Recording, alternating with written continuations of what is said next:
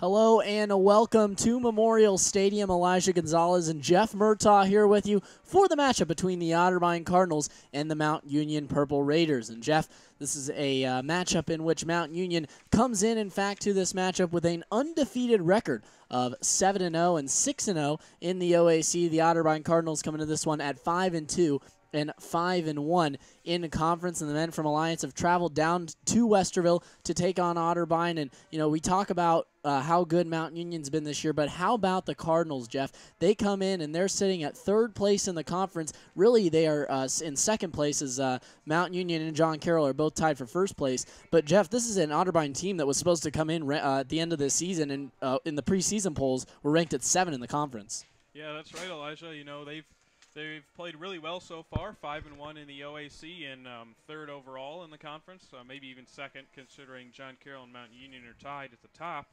But they've got a big chance here today against an undefeated Mount Union team to pull off a huge upset and pick up another spot in the standings. And as you hear through the broadcast, the wind is howling here at Memorial Stadium. It feels like it's under 30 degrees here. It is actually set at about 37 degrees is what the official temperature is. However, out there on the field, it'll feel like it's about 28 degrees. So these players are playing in some tough conditions. Yeah, it's really windy out there. It's pretty chilly. We can probably expect to see a lot of the running game take place out there today. And Otterbein comes into this game averaging almost 193 rushing yards a game, whereas Mount Union's at 333 yards a game. So I would definitely expect to see a lot of running in this game today. And talking about the rushing, Jeff, for the Otterbein Cardinals, Reed Hutchinson most likely out for the rest of the season. We don't know if we'll see him today or if we'll see him at all the rest of the year. But Reed Hutchinson, who has been the leading rusher for the Cardinals, he has 692 yards rushing this year, had 5 touchdowns. However, Drew Irvin leads the team in touchdowns with 6. But a guy that has really stepped up for the Cardinals has been John Piles, and he'll have to fill a big role as Reed Hutchinson will probably be out for this game. But John Piles, 148 yards rushing and 3 touchdowns. His three college touchdowns, Jeff, have come in the past 3 games for the Cardinals. Yeah, the loss of Hutchinson definitely is going to hurt the offense. But Drew Irvin, he's been a real hammer, just plowing right through defenses for 6 touchdowns. He doesn't get very far on his carries, but he does what he needs to do. And John Piles has played really well since coming in for Hutchinson after his injury. Like you said, Elijah, he's at 148 yards rushing on 37 carries as well as 3 touchdowns. So he's definitely going to need to have a big game today for the Cardinals. Yeah, and you talk about Hutchinson. He's really been the guy that's been able to make those big, long runs for Otterbein. He averages 9 yards per carry. John Piles has come in, and he is actually third on the team as Tyler Hammond, who plays a little bit for the Cardinals. He's averaging 7.1 yards per carry, but John Piles has come in. He's done a very good job. He averages 4 yards per carry. Drew Irvin also averages around there. But, they do lose that possibility of the big play. So, that's tough. For Otterbein to lose a guy like Reed Hutchinson. But looking at the offense as a whole, Jeff, this has been a very balanced attack for the Cardinals. And Brick Davis, he's had a very solid year. He's 124 and 215. He only has 4 picks on the year, and he has 1,500 yards passing. He's the reigning OAC Player of the Week, also has 8 touchdowns so far this season. Brick Davis has played very well this year and has really been able to make this attack of Otterbein, which last year struggled a bit, very balanced. Yeah, so far, Brick Davis has done a really good job at keeping the Otterbein offense on the field, just taking it down by down and not trying to do too much. He's only turned it over 4 times, and he's got to keep the offense on the field today, especially against this powerhouse Mount Union team. But he's done a very good job of that so far. And as you mentioned, Elijah, about how balanced the offense has been, averaging 193 yards rushing and 214 yards passing every game. Yeah, and, you talked about, Jeff, that play of Brick Davis, but looking at the other side of the football and looking at the Mount Union Purple Raiders, this is a team that comes in also with a very balanced attack. They average 647 yards of offense per game. Their closest matchup has been a 58-17 win over Heidelberg. This is a very dangerous attack, and Kevin Burke is the leader of that. He has over 1,900 yards passing, is 1,928 yards passing, and 20 23 touchdowns on the year. For Mount Union rushing the ball, it's been Bradley Mitchell who's led the way in that category, 626 yards and 10 touchdowns for him.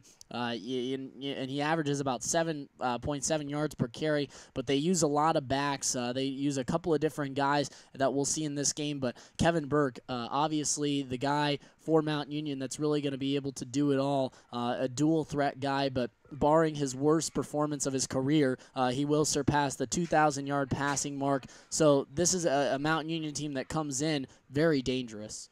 Yeah, you talked a lot about Kevin Burke, Elijah. He's been almost, you could argue, the best quarterback in the country so far. He has the highest. Yeah, he won that award last year. Yeah, he's got the highest passer efficiency rating at 214.8 of any quarterback at any level. That's Division I, II, and III. He's thrown 23 touchdowns to only the 1 interception, and like you mentioned, he's thrown for 1,928 yards.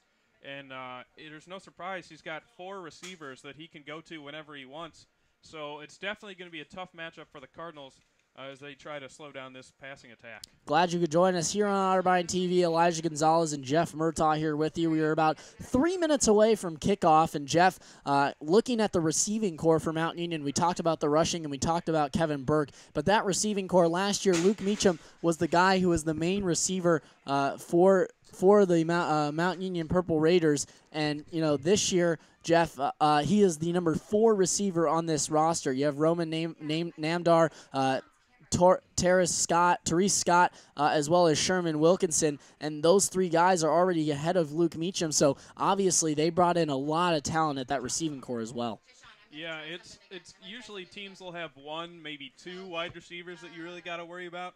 This team has 4 guys that can go out and make huge plays at any time, and not to mention the quarterback throwing them the ball. So that Otterbein secondary is really going to have to try and cause some turnovers and hope to disrupt the passing attack, because it's going to be a tough go of it today. The captains for your hometown Otterbein Cardinals, as the players are doing the coin toss right now, and it is Ty Compton, number 5, number 4, Brick Davis, and number 47, Zach Hamilton, along with number 66, Grant Knoppenberger. Well, the Otterbein Cardinals are almost set to enter the stadium from the side of the campus center here at Otterbein University. And before they do, Jeff, we talk about the play of Otterbein, and we talk about the play of Mount Union, and pretty much Mount Union has dominated everybody this year. Otterbein comes into this matchup. They've had a couple of close games, one against Heidelberg that they probably should have been able to pull out. We're up 28-21 going into the fourth, or 28-21 going in the fourth quarter. Did in fact fall to the Heidelberg Student Princes, 45-28. That was a game in which a lot of people said, that was the one that changed the season, and Otterbein could possibly be undefeated or only have 1 loss coming into this game. Of course, they only had the 1 loss in the OAC, but overall could have 1 loss if they had been able to defeat the Student Princes. Yeah, that was a disappointing loss for the Cardinals. They controlled that game in the first 3 quarters, leading, like you said, Elijah, 28-21 heading to the 4th. But they just turned the ball over on 3 straight possessions to start the 4th quarter, I believe. And that's what really turned turned that game around and potentially the season here. Is Otterbein's offense had done a very good job all year at not turning the ball over, and those 3 turnovers really killed them. Well, here come the Cardinals as they run out on the field behind the Cards letters that are run out onto the field. And now for the starting lineups, here's Jeff Murtaugh for the Mount Union Purple Raiders. On offense for Mount Union today, at quarterback will be senior Kevin Burke. Running back will be sophomore Bradley Mitchell. And they will be starting 4 wide receivers. We will have senior Sherman Wilkinson, senior Luke Meacham, junior Therese Scott, and junior Roman Namdar. And on the line at left tackle will be junior Michael Frank, senior Anthony Prezzuti at left guard, sophomore Mitch Doherty at center, senior Pat Mahoney at right guard, and senior Alex Goff at right tackle. And for the Purple Raider defense, at defensive end will be senior Ted Rosalva. At nose tackle, senior Josh Butler. At defensive tackle, junior Tom Lally. At the other defensive end position, junior Durham Alarms. At middle linebacker will be junior Jonathan Gunnell. At the other linebacker position will be junior Hank Spencer. And then we'll have senior Cody Pogorlik. And at the cornerback position, we'll have junior Trey Jones. Strong safety will be junior Alex Kochev. On the weak safety position will be junior Will Heitschuh, and the other cornerback is junior Nick Rodriguez. Well, the ball is being teed up now and for your Otterbein Cardinals defensively, as that is the first team that will come out onto the field for the Cardinals as they won the toss and elected to kick. So they will get the ball in the second half. But for the Otterbein Cardinals at the defensive end, it's Kyle Blues, number 45, the freshman. He's had a big year. The nose guard will be number 51, Evan Bergstein. The other defensive end, a guy who's made a huge impact for the Cardinals defensively, is number 44, Dalton Jarvis. The linebacking core will be the outside linebackers of Will Brett, number 12, and number 47, Zach Hamilton, the senior. Will Brett, only a sophomore. The inside linebackers are number 23, Preston Pearson, number 3, Austin Jones. Austin Jones, the sophomore. Preston Pearson, the senior. The cornerback, number 5, Ty Compton. The strong safety will be number 21, Josh Bishel, the junior. And the free safety will be number 11, Ryan Moore, the senior. And the other cornerback will be number 28, Jordan Schell. The ball is now kicked off, and Mount Union is going to return this one. And it's a pretty big return now out to the 30, and he's knocked down at about the 31-yard line. On the return for Mount Union was Therese Scott. And it was a nice return that came from Scott as he got it to about the 31. And we're going to see the Otterbein defense come out onto the field. And they've been pretty consistent all year long, Jeff, and a team that pretty much the defense in that game against Baldwin Wallace pretty much won the game for them as they shut out Baldwin Wallace in the second half and only allowed 9 points through the whole entire game. So a very good showing from the Otterbein defense. So Kevin Burke marches his team out there. And now there's 2 receivers to the bottom of your screen. One at the top. They motion Therese Scott to the top of the screen. And now Burke takes the snap. He's going to take a read option that he's going to take now out to the 45, and he's knocked down at about the 49-yard line. So Kevin Burke with a nice run, and we see right off the bat, Jeff, Kevin Burke with a dual threat run there. Yeah, and that's definitely not a good sign for the offense because it's going to be tough enough for them to slow down his passing, let alone giving up a 15-yard gain on the run. They go again with the same formation as Burke this time is going to hand it off to his running back who tries to go right up the middle, and he's going to pick up a nice gain as he gets down to about the 43-yard line. And on that run there for the Mount Union Purple Raiders was number 4, Bradley Mitchell, the sophomore. And crazy that a team, Jeff, that's so talented, their running back, starting running back is a sophomore. Yeah, and you can see why. He broke a few tackles there. It looked like he was going to get taken down at the line of scrimmage and ended up picking up 9 yards on the play. So now here comes Mount Union again. They have 1 receiver to the top of the screen, and now the 2 to the bottom of the screen as Burke takes the snap out of the pistol, hands it off to Bradley Mitchell, who goes over right tackle, and now he's going to be knocked out of bounds at about the 33-yard line. So a good pickup and another first down. That's 2 first downs already that have come from the Purple Raiders, and they're working quickly now. And they're going to go out of the pistol yet again as Meacham, along with Roman Namdar, are the receivers at the top of the screen. Meacham now motions to the bottom. Now 3 receivers on the near side. A little confusion here for Luke Meacham as now he's going to go right back to the top of the screen. So 2 receivers wide for Kevin Burke as he takes the snap. He drops back. Now he's going to roll out to the left. He's looking to throw. He has plenty of time. He fires, and it's incomplete. He was looking for his tight end who lined up in the slot position, Lane Clark. And Clark has been a guy that's been very consistent. He's a junior from Perrysville, Indiana. As now 13:37 on the clock, and Mount Union starting to drive here from the 32-yard line. It's on the right hash mark. The 3 receivers to the near side. As out of the pistol is Kevin Burke. Bradley Mitchell behind him, Otterbein, the 3 down linemen. They throw a screen pass now to Therese Scott. Scott makes a nice move around Josh Bishel, and Austin Jones trying to wrap up, and he's wrapped up by Ty Compton after a small pickup to the 27-yard line. And, Jeff, we've seen Mount Union go pretty quickly these past couple of plays, and now it's starting to slow it down a little bit.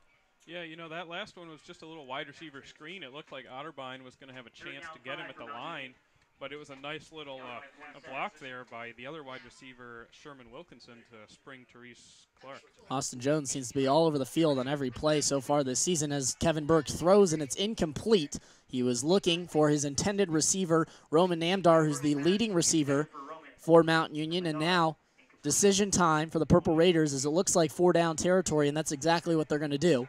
As they're going to go here on 4th down. The Otterbein side starting to get loud here on 4th down. It's 4th down and 5. Kevin Burke Three receivers to the top of the screen. Burke barking out signals and takes the snap. He drops back. He steps up, looking to run, and he's taken down for a loss. Kevin Burke is sacked in the backfield. It was Jordan Shell that got there for the tackle. Zach Hamilton got there first and tripped him up, but Jordan Shell comes in and finishes him off. And 12:54, the Otterbein Cardinals take over on downs. Yeah, that's a huge stop for Otterbein that time to get the ball out of the hands of that Mount Union offense without any points being put on the board. And that would have been about a 47-yard field goal attempt, or a 44-yard field goal attempt. But from this side of the field, they would have been kicking right into the wind, and I believe that's why they went for it. So now for Otterbein, they'll have a spread set here as John Piles is the back that they start with. Brick Davis goes with a read option. We saw Kevin Burke have a lot of success with that play on his first run, except this time Brick Davis is stopped for a short gain as he gets to about the 34-yard line. So that's where Otterbein will go on second down. And we see with John Piles entering the game first, Jeff, that Reed Hutchinson will probably not be playing in this football game. Yeah, and I believe he's going to be stepping in to take the carries that Hutchinson would have gotten because he's more similar to him than Drew Irvin is. So again, the spread as they have two slot receivers and then the two to the far side as Brick Davis now motions Ryan Toombs out of the slot and to the other side of the field. They run the option now to John Piles. They pitch it. Piles gets to the 35, and he is knocked down at about the 38-yard line, so a decent pickup there for Piles, and now it's third down. And a manageable situation for the Cardinals. That's something that obviously they're going to want to continue to do here against the Purple Raiders, who have always seemed to get teams in situations they don't want to be in on third down, but this time Otterbein has a manageable situation. They have three receivers to the bottom of your screen. John Piles is the back that's next to Brick Davis out of the shotgun. Davis is out of the shotgun. They normally go out of the pistol as well, but this time Davis will look to fire, and he fired into a couple of Mount Union players. Was looking for Cole Benner out of the slot, and it's incomplete, and it'll be fourth down. And on the coverage there was Alex Kochev. Yeah, and I don't know if Brick Davis had his mind set on throwing to Benner that time because I believe it was Ryan Toombs out in the flat was open. He wouldn't have picked up any on the initial reception, but he would have had a one-on-one with the defender and a chance to pick up the first down. Cole Benner was the one on the slant route over the middle of the field, but Jordan Keaton will punt it for the first time for the Cardinals. So no punts for Mount Union, but they did turn it over on downs. Otterbein couldn't capitalize. Jordan Keaton just had to get that one off, as now it's going to be returned back at the 15, and making the big tackle and a big play is, guess who? John Piles on special teams. He's made some big plays, and right there he makes another one as Tim Kennedy, the return man for Mount Union, was taken down for a loss, and they're going to give him the forward progress, the favorable spot, to about the 13-yard line, and that's where Mount Union will start their drive as they come out for the second drive of this game. And Jeff, your Otterbein, you're going to need to keep Mount Union pinned deep pretty much every time they get the ball. So now they have two receivers to the bottom of the screen. Burke out of the pistol. Burke barking out signals, takes the snap, going to hand this off to Bradley Mitchell. Has a huge hole. Mitchell at the 25-30, 35-40, still going 45-50, and he's outrunning everybody. 30, 20, 10, 5, touchdown Mount Union. Bradley Mitchell takes it in for the Purple Raiders, and one play, and Mount Union is now up 6-0, and pending the extra point, it'll be 7. Yeah, and that right there is something Otterbein could not let happen. They got the huge stop on the first drive, and then they go 3 and out on their possession and give up a huge touchdown on the very first play of the next possession. That takes really all the wind out of their sails that they might have had after that initial stop. So now the field goal will be kicked here for Mount Union, or the extra point, excuse me, as with 11:07 on the clock, they line it up. The kick is up, and it is through the uprights. So with 11:07 to go, it's 7-0 in favor of the Mount Union Purple Raiders here in Westerville, Ohio. A very chilly afternoon as temperatures barely reaching into the 30s. And down on the field, it's got to be feeling like it's in the 20s. The wind is howling up here in the press box toweled by us a couple of times. Yeah, and after that big run that time, I would imagine that the next time Mount Union gets the ball, it's just going to be a solid dose of Bradley Mitchell again, as so far Otterbein really has been unable to stop the run when the Raiders have put the ball on the ground. So now we will see the kickoff come from the Mount Union Purple Raiders.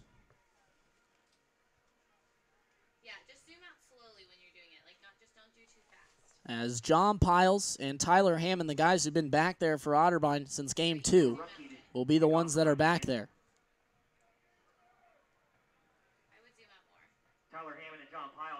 As now Mount Union set to kick this one away. And the referee blows the whistle. It's been a windy day, but this time the ball stays on the tee, and it's going to be a kick. That's a squib one right to Austin Jones, who picks it up at the 30. Jones going to the 40, still going, and on his feet and knocked down at about the 42-yard line. That's where Otterbein will start the drive.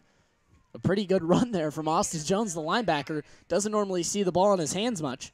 He did have one interception that was called back against Muskingum, but besides that, doesn't normally see the ball in his hands. Yeah, and you know, I'm not sure that was what the kicker, Edward Runke, had in mind, sending a squib kick to give Otterbein good field position, but it worked out for the Cardinals this time. So now out of the shotgun yet again. This time they have 2 slots and a receiver out to the far side. Logan Stepp, the freshman, is the receiver to the near side. False start is going to be called on Otterbein, as it looked like Ryan Mickle jumped early. And we'll see what the call is here. And it is, in fact, going to be a false start. Well, they're going to say it's on the center, Grant Oppenberger, and that's happened a couple of times so far this season, Jeff. Saw it at Muskingum and saw it at Baldwin Wallace. But Grant Oppenberger, again with the false start, so the good field position that Otterbein had, still pretty good, but not the starting field position they hope for, as it's 1st and 15. Davis awaits the snap from Oppenberger, and now it's going to be handed off to John Piles, and he goes up the middle for a loss of 2. So Piles loses 2 yards. And he was taken down immediately by Durham Alarms. A good play by Alarms to get in the backfield. And so now a situation that looked like it was going to be favorable off the kickoff has now gone south for the Cardinals, as it's 2nd and 17. Toombs is the slot receiver on the far side. Stepp is the one alone on the near side. It's Davis out of the shotgun. He takes the snap, he drops it, now he's looking to throw, he's being pressured, and he's going to roll out of the pocket to the right, looking to fire, and almost caught by Travis Laird, but it's incomplete at the 45, and it'll be 3rd and 17 now for Otterbein. Well, that was a good job by Brick Davis that time, trying to make something happen. It was not a good snap. He barely controlled it, and then he had pressure immediately. He was able to roll out, and it looked like he was just going to try and throw it away until he saw Laird at the last second. And Laird had a chance to catch that ball, but it was just a little bit low, and he was unable to maintain possession. So now it will be Brick Davis again out of the shotgun with Piles again in the game. There are 2 receivers to the bottom of your screen, 2 to the top. Davis going to roll out to the left. He's looking to throw. He fires to Cole Benner right at the line of scrimmage, and Cole Benner picks up maybe an extra 2 yards. And that was a play that looked like Otterbein just willing to punt here, as they'll get the punt team out there with 10-13 and counting. 4th and 8 now for the Cardinals from the 45-yard line. And back to return will be, again, Tim Kennedy, as last time Kennedy was tackled for a loss, as John Piles was able to get down there and make the tackle. So the snap comes to Jordan Keaton, and a lot of pressure that came from Mount Union. It's end over end, and it's going to bounce at the 20 and give an Otterbein roll to the 16-yard line. So that's where Mount Union will start their 3rd drive. Their last drive, Jeff, it was 1 play. That's all it took for Bradley Mitchell to run it into the end zone. Yeah, he got the handoff and just went right up the middle. There was a big hole, but one of the Otterbein defenders got screened off by the referee. And, I mean, that's just something that's part of the game. The referee's got to be out there. It was just unfortunate that he happened to be right where the ball carrier was running, and that really let the big play develop. from Bradley Mitchell. Yeah, and that run put Bradley Mitchell over 100 yards already on the game, as there's a new back in the backfield behind Kevin Burke, but he's going to throw out to Luke Meacham, who catches it at the line of scrimmage and picks up about 5. And they're going to officially call it about 4. But a good pickup that came from Luke Meacham. As now in the game is going to be Brandon Williams, will be the running back that's in the game, as they give Bradley Mitchell, the sophomore, a rest. Now there's 3 receivers to the bottom of your screen, as Kevin Burke is out of the pistol formation, getting his hands warm in his hand warmer, and he's going to he's going to do a read option here, and now he's going to pick up a huge gain and just slide down at the 30-yard line. So a first down that came from Kevin Burke, and is now down at the 30 with 9:05 and counting. It'll be Burke again working out of the pistol as they switch the receivers. And they have 2 receivers, one in the slot at the top of the screen. Now they motion Therese Scott, who was in the slot on the near side, as now they hand it off right at the middle, and stuffed at the line of scrimmage is going to be Brandon Williams. And Evan Bergstein is going to have to come out as his helmet came off on the play. And that was the first time so far the Cardinal line has really been able to get some penetration and blow up that running play. So now out of the shotgun this time will be Kevin Burke. Burke again trying to warm his hands up. We mentioned it's a very cold day down there, and Burke this time almost dropped the snap, but now looks to fire, and it's deflected up in the air and almost intercepted by Zach Hamilton. It got deflected at the line. Looked like Tyler Green got his hand up, or it might have been Kyle Blust.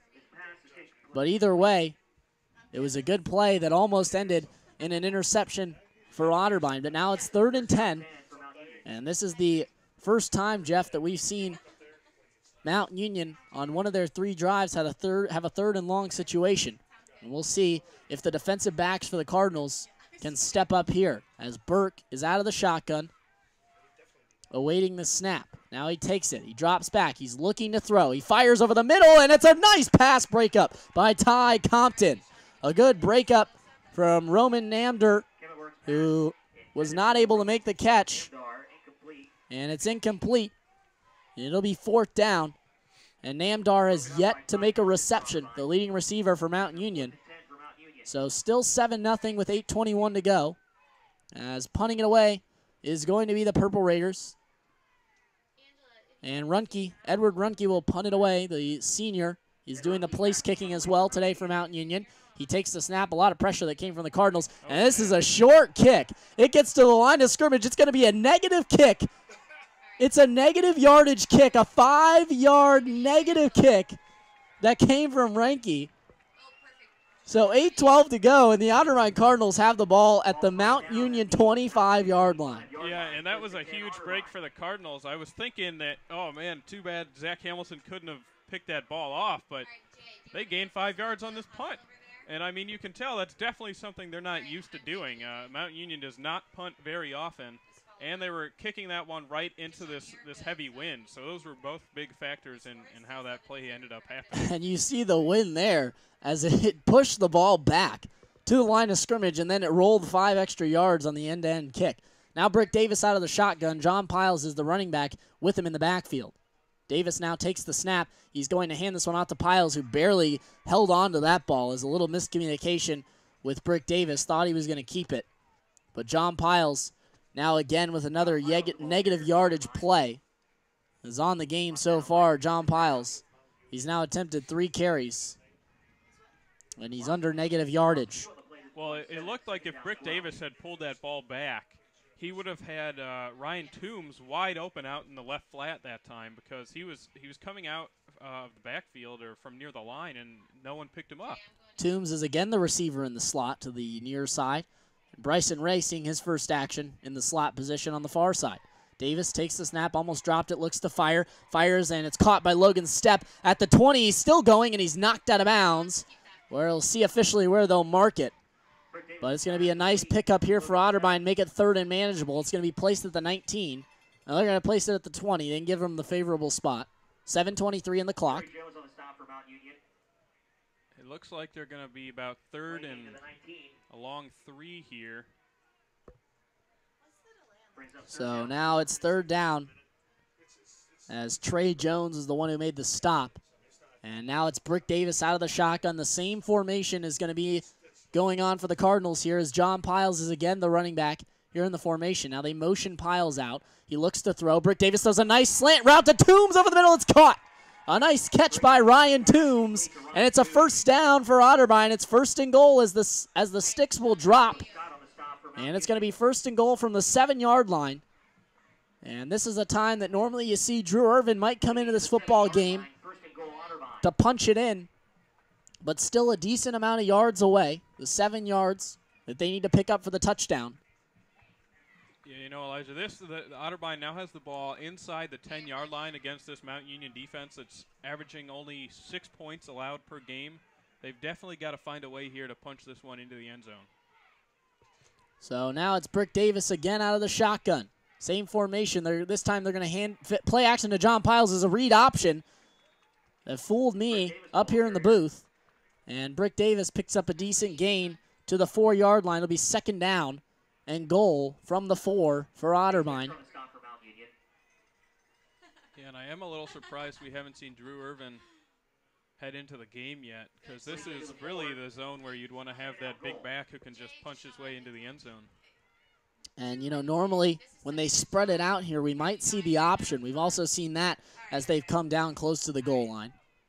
So now again, this time they're going to go Toombs as the slot receiver on the far side. Stepp is the lone receiver who they put in motion. As now Brick Davis out of the shotgun. Again, they're going to roll out. This time Davis looking to throw. He's going to slip, and he's going to fire it deep towards the back of the end zone to nobody, as that was just a throwaway that came from Brick Davis. The pressure was being applied by Mount Union. One of the players on the pressure was Durham Alarms. And it's third down and goal from the 4 here for Otterbein. And Cole Benner going to go into the game for Bryson Ray, as the wind in the Cardinals' favor. So if they do have a 4th and goal situation, might just see them put some points on the board. As the play call comes from the sideline and head coach Tim Doubt. So now it'll be Davis again out of the shotgun. This time the slot receiver is Toombs and Benner, and Logan Stepp is alone to the near side. This time they're going to roll out again to the left. Brick Davis going to try and rush for the end zone. He's at the 5. Touchdown! Brick Davis puts it in the end zone for the Cardinals with 5:21 on the clock. And now Otterbein has a chance to tie it up with an extra point. Yeah, that was a great read that time by Brick Davis. He was rolling out to the left, saw that there was some space out there towards the sideline, only had one man to get around, and he got a nice block by John Piles to help him sneak around the outside and into the corner of the end zone. A nice block that came from John Piles, a very good one, as in the backfield looked like he was going to be wrapped up, as there was a couple of Purple Raiders in pursuit, but Alana Gaither will now attempt the extra point with 5:21 here to go in the first quarter, and a flag, and it's going to be a false start. But that touchdown breaks a long scoreless drought that Otterbein had against this Mount Union team. We'll see what, in fact, they decide to call here, as they might actually call it an encroachment. As we'll wait the head official for his call. And they're going to call it an encroachment, so it'll be a shorter field goal now for Alana Gaither. So Gaither will attempt the extra point from about a yard closer. As now Gaither lining it up. Linder is the holder, and the snap is good. The kick by Gaither is money. 5:21 to go. The Otterbein Cardinals have tied this game up at 7. And on that extra point, some of those Purple Raiders were able to get way up over the line, and it looked like one of them might have gotten a fingertip on that ball because it kind of wobbled its way in through the goalpost. But nonetheless, it counts as 1 point, and it ties the game back up. So now with the game tied, as officially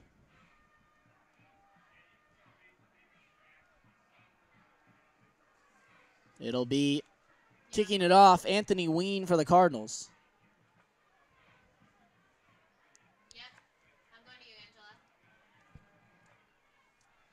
And that drive was all set up by that horrible punt by Edward Runke that actually lost Mount Union 5 yards. The previous drive for the Cardinals was 6 plays, 25 yards, and he used 2 minutes and 51 seconds of the clock. As kicking it off will be Anthony Ween, as he has yet to place the ball down. And due to the wind, I assume this one will have to be held here, and it will be. As going over to hold this for the Cardinals, for Anthony Ween, is going to be number 29 for the Cardinals. It's Dustin McFadden. So now Anthony Ween set to kick this one away for Otterbein as he kicks this one off from the 35. It's a pretty good kick that drives Therese Scott to the 5. Scott trying to take this one out for Mount Union, and he's going to pick up a good couple of yards as he gets down to the 25-yard line. He was taken down there. A good tackle that came from number 28, Jordan Shell. And now the Otterbein Cardinals will march out on the defense. But now it'll be Mount Union's turn to see what they can do from the 24s, where they're officially going to spot it 7-7 here in this football game. 5:14 to go in the first quarter. If you're just joining us here on Otterbein TV, we thank you for joining us. Elijah Gonzalez and Jeff Murtaugh here. As now Ty Compton, who made the big play, is the cornerback on the near side. He made the big play on the last drive. As Kevin Burke now takes the snap, he's going to hand this one off to Brandon Williams. Well, he's going to keep it himself, and he's going to go to the 30, and he's still going 35, knocked out of bounds after a first down pickup. He fooled me on that one and definitely had to have fooled the Otterbein Cardinals as he picks up 12 yards.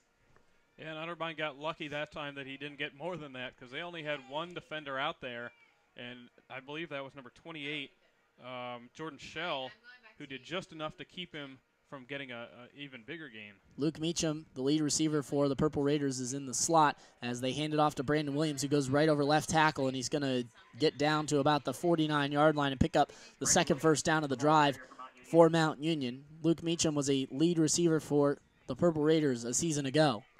This season, again, the 4th leading receiver for Mount Union. And I mean, he's not having any trouble finding gaps because this offensive line is just ripping holes through the Otterbein defense when they try and run the ball so far. Namdar, the junior, is the leading receiver for Mountain Union. He has yet to have a catch today. Jordan Shell has been the one on him the majority of the day. As now Burke is going to hand this one off to Williams, who's going to go right up the middle and be knocked down after a 2-yard pickup. Chuck Thacker was in on the stop, along with Dalton Jarvis, and the linebacker, the All-OAC linebacker, Austin Jones. Jones was an All-OAC his freshman season a season ago. And this season, he's having another year that'll probably put him on that All-OAC team. As now Burke is going to go out of the shotgun. There's one receiver to the bottom of your screen. There's two to the top. Two to the top are Luke Meacham and Namdar. Burke takes the snap. He drops back. He looks to throw to his tight end, and it's incomplete. He was looking for Lane Clark. And Clark, he's had trouble making those catches, but not a very good throw from Kevin Burke. Yeah, he was wide open. He was actually uncovered coming out of the backfield because he was kind of hidden at the end of the line. And Burke just rushed the throw, threw it behind him, and it fell incomplete. And we've seen Otterbein shake up their defensive line as Bergstein is a guy who is going to be at the nose guard position, as he was a guy who was at the defensive end position earlier in the year. As Burke takes the snap, drops back out of the shotgun. He's looking to throw. He fires, and he has Namdar wide open. At the 40, he's going to be knocked out of bounds at the about 39-yard line. 3:33 and counting on the clock, as it's going to stop to move the chains here in the first quarter. 7-7. But now it's first down for the Purple Raiders, as the clock will move. John Vincent will be on one of the defensive ends. Kyle Blust will be the other one. Blust has played every down so far in this game. Bergstein is the nose guard for the Cardinals. As now they go out of the pistol, Mount Union does. Burke is going to get the high snap. He almost dropped it. Now he's looking to throw. He's just going to roll out of the pocket and have to step out of bounds after maybe a yard. They're going to mark him actually right back at the line of scrimmage. So Burke makes a play that could have gone totally south for Mount Union and puts it into almost a gain. And that's kind of how this season has worked for Mount Union. Every bounce has gone in their favor. Well, they just haven't looked very sound so far today. I don't know if cold weather is probably definitely affecting it. As now Kevin Burke motions Therese Scott to the near side, and now they're going to run another read option. This time Burke is going to be stopped after a short pickup of 2. So it'll be 3rd and 8 now for Mount Union. And again, it's probably 4-down territory for the Purple Raiders after their last punt went -5 yards. Yeah, but it's good to see that the Otterbein defense seems to be getting better on those reads where the quarterback keeps it. Because these last few attempts, he's not been able to get very far. So again, 3rd and 7 now, as they're officially going to mark it at the 37-yard line. As in the slot on the far side is Luke Meacham. Out of the shotgun is Burke with Williams in the backfield.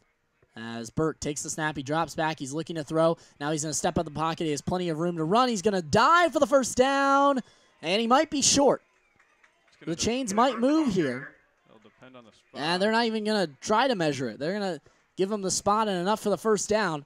So it's going to be placed just inside the 30-yard line. Yeah, I don't know about that spot. It looked like he was down right at the 30. They gave him... That's a favorable spot. Yeah. So now out of the pistol will be Kevin Burke, as he has 2 receivers to the far side. Burke this time just going to hand it off to Williams. Williams going backwards and still trying to move his feet, but he's knocked down at the 25. And that's a play, Jeff, that he might have wanted to just go down when he was down at the 27. But instead, he tried to stay on his feet and lost even more yardage. Yeah, that's going to be some of the hardest earned -5 yards he's ever had to get. Yeah. He broke 2 tackles just to lose 5 yards. And that's been a theme for Mount Union, losing 5 yards so far in this game. They lost 5 yards on their punt with this wind. And we'll see how that goes for Otterbein when they turn that way in the second half. And Jordan Keaton has to punt out of that direction. But now it's going to be out of the pistol, Burke again. He's warming up his hands. We've seen him bobble a couple of snaps, another high snap this time. Now he's looking to throw deep downfield, and he's going to just throw it to his tight end who picks up a decent gain. And Lane Clark probably got an extra 3 yards just because he is a giant tight end. Lane Clark stands at 6'4", 245 pounds for Mr. Clark. Yeah, so everyone had been covered on that play. Yeah. The defense came up to try and hit the quarterback, and I left Clark open. 3rd and 3 here for Mount Union. This is definitely 4-down territory for the Purple Raiders. As Kevin Burke out of the pistol. Burke takes the snap. It's another high one that they're going to hand off to Brandon Williams. This time they're going to try and go outside, and he's taken down. A beautiful play from the freshman Kyle Bloost on the far side. And right at the top of the screen, he makes the tackle, and they pick up a loss on the play. As 10 seconds now are on the clock in the first quarter, and that's going to do it, as Mount Union is just going to let this clock run out. Yeah. So the Purple Raiders and the Otterbein Cardinals tied, as we're going to have a stoppage on the clock. We'll see what, in fact, happens here, but it looks like the end of the first quarter.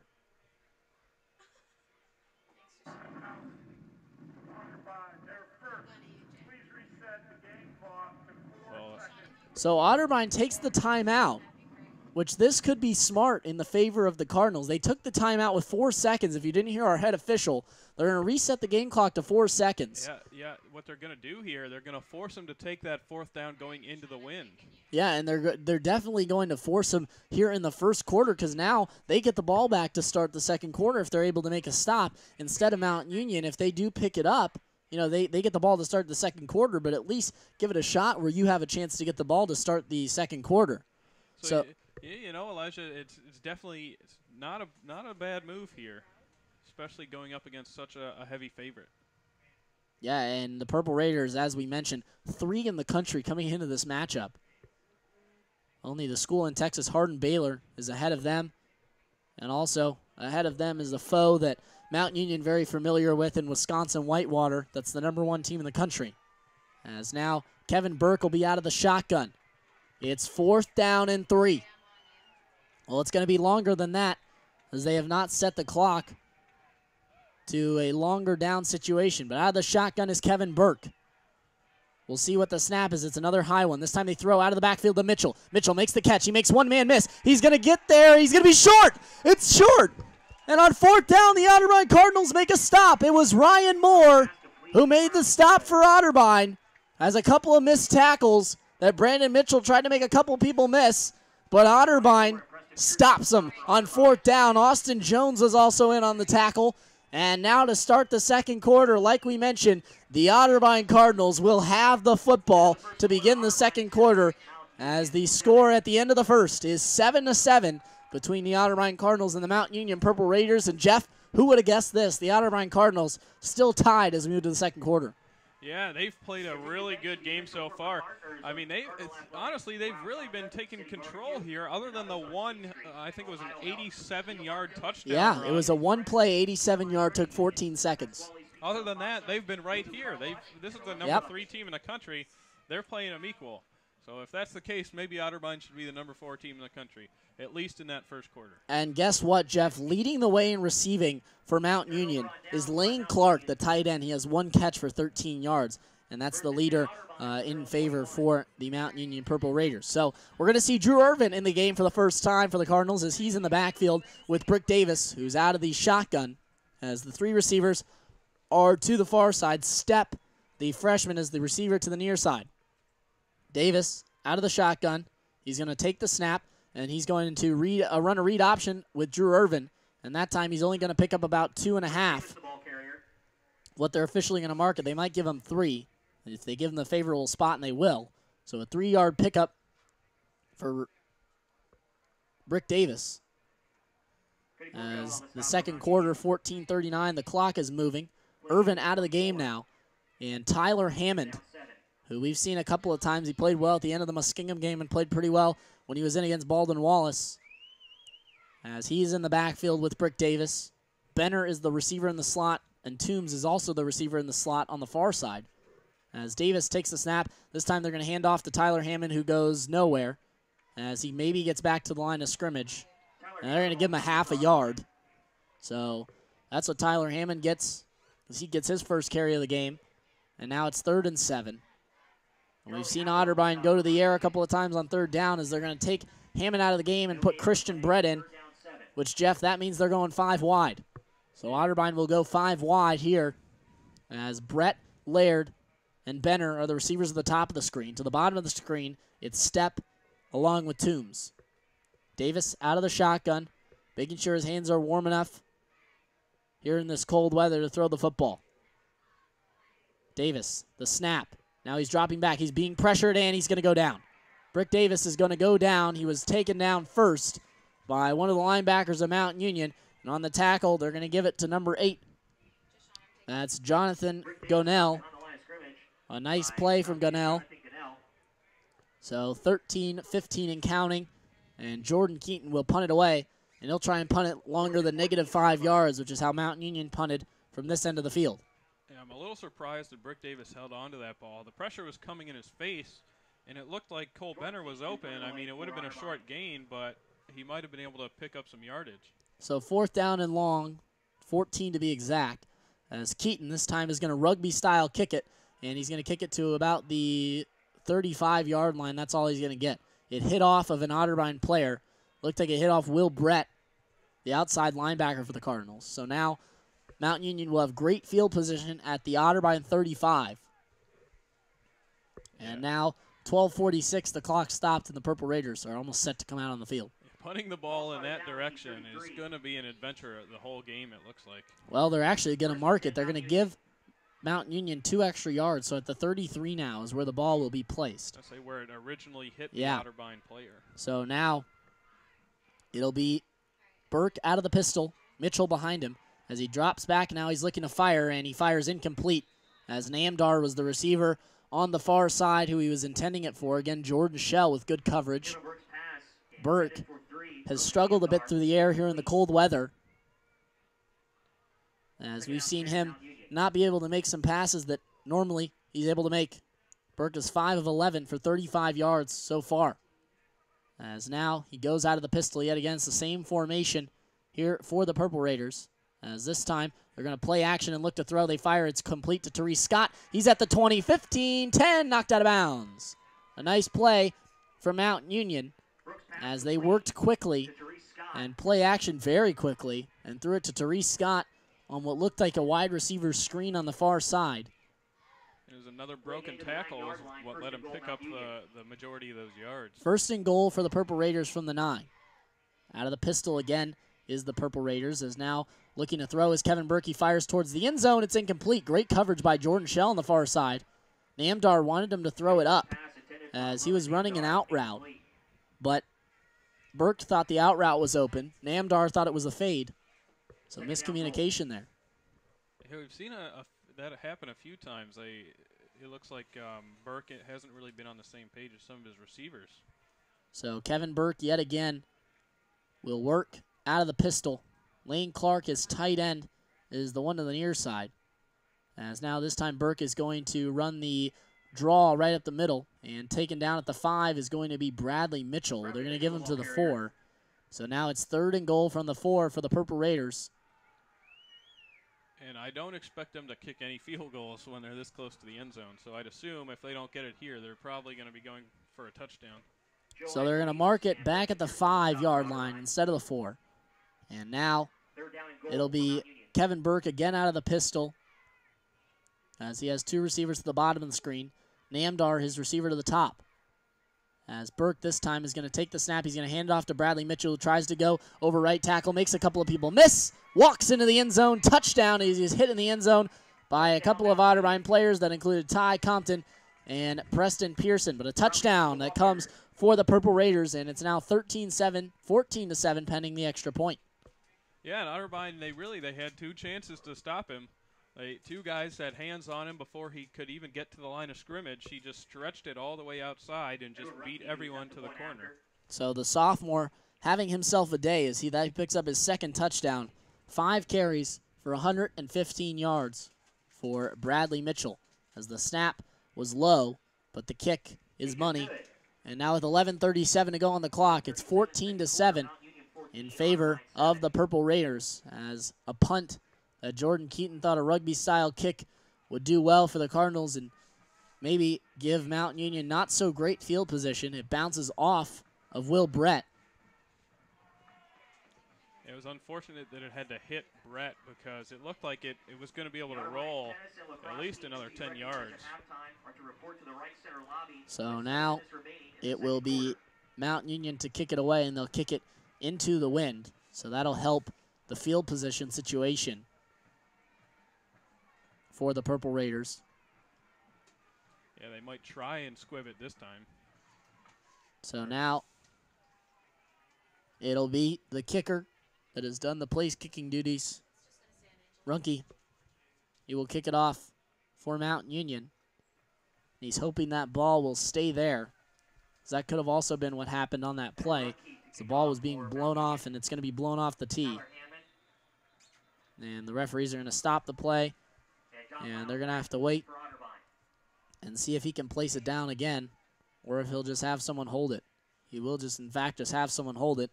Coming over to hold it will be Nick Rodriguez, the junior defensive back, who's number 1 on the depth chart at his position. You know, anytime a guy has to come in and hold the ball there, it's got to be an adventure, because these kickers can't be used to that. There's got to be something in their mind saying, I don't want to kick this guy, that's for sure.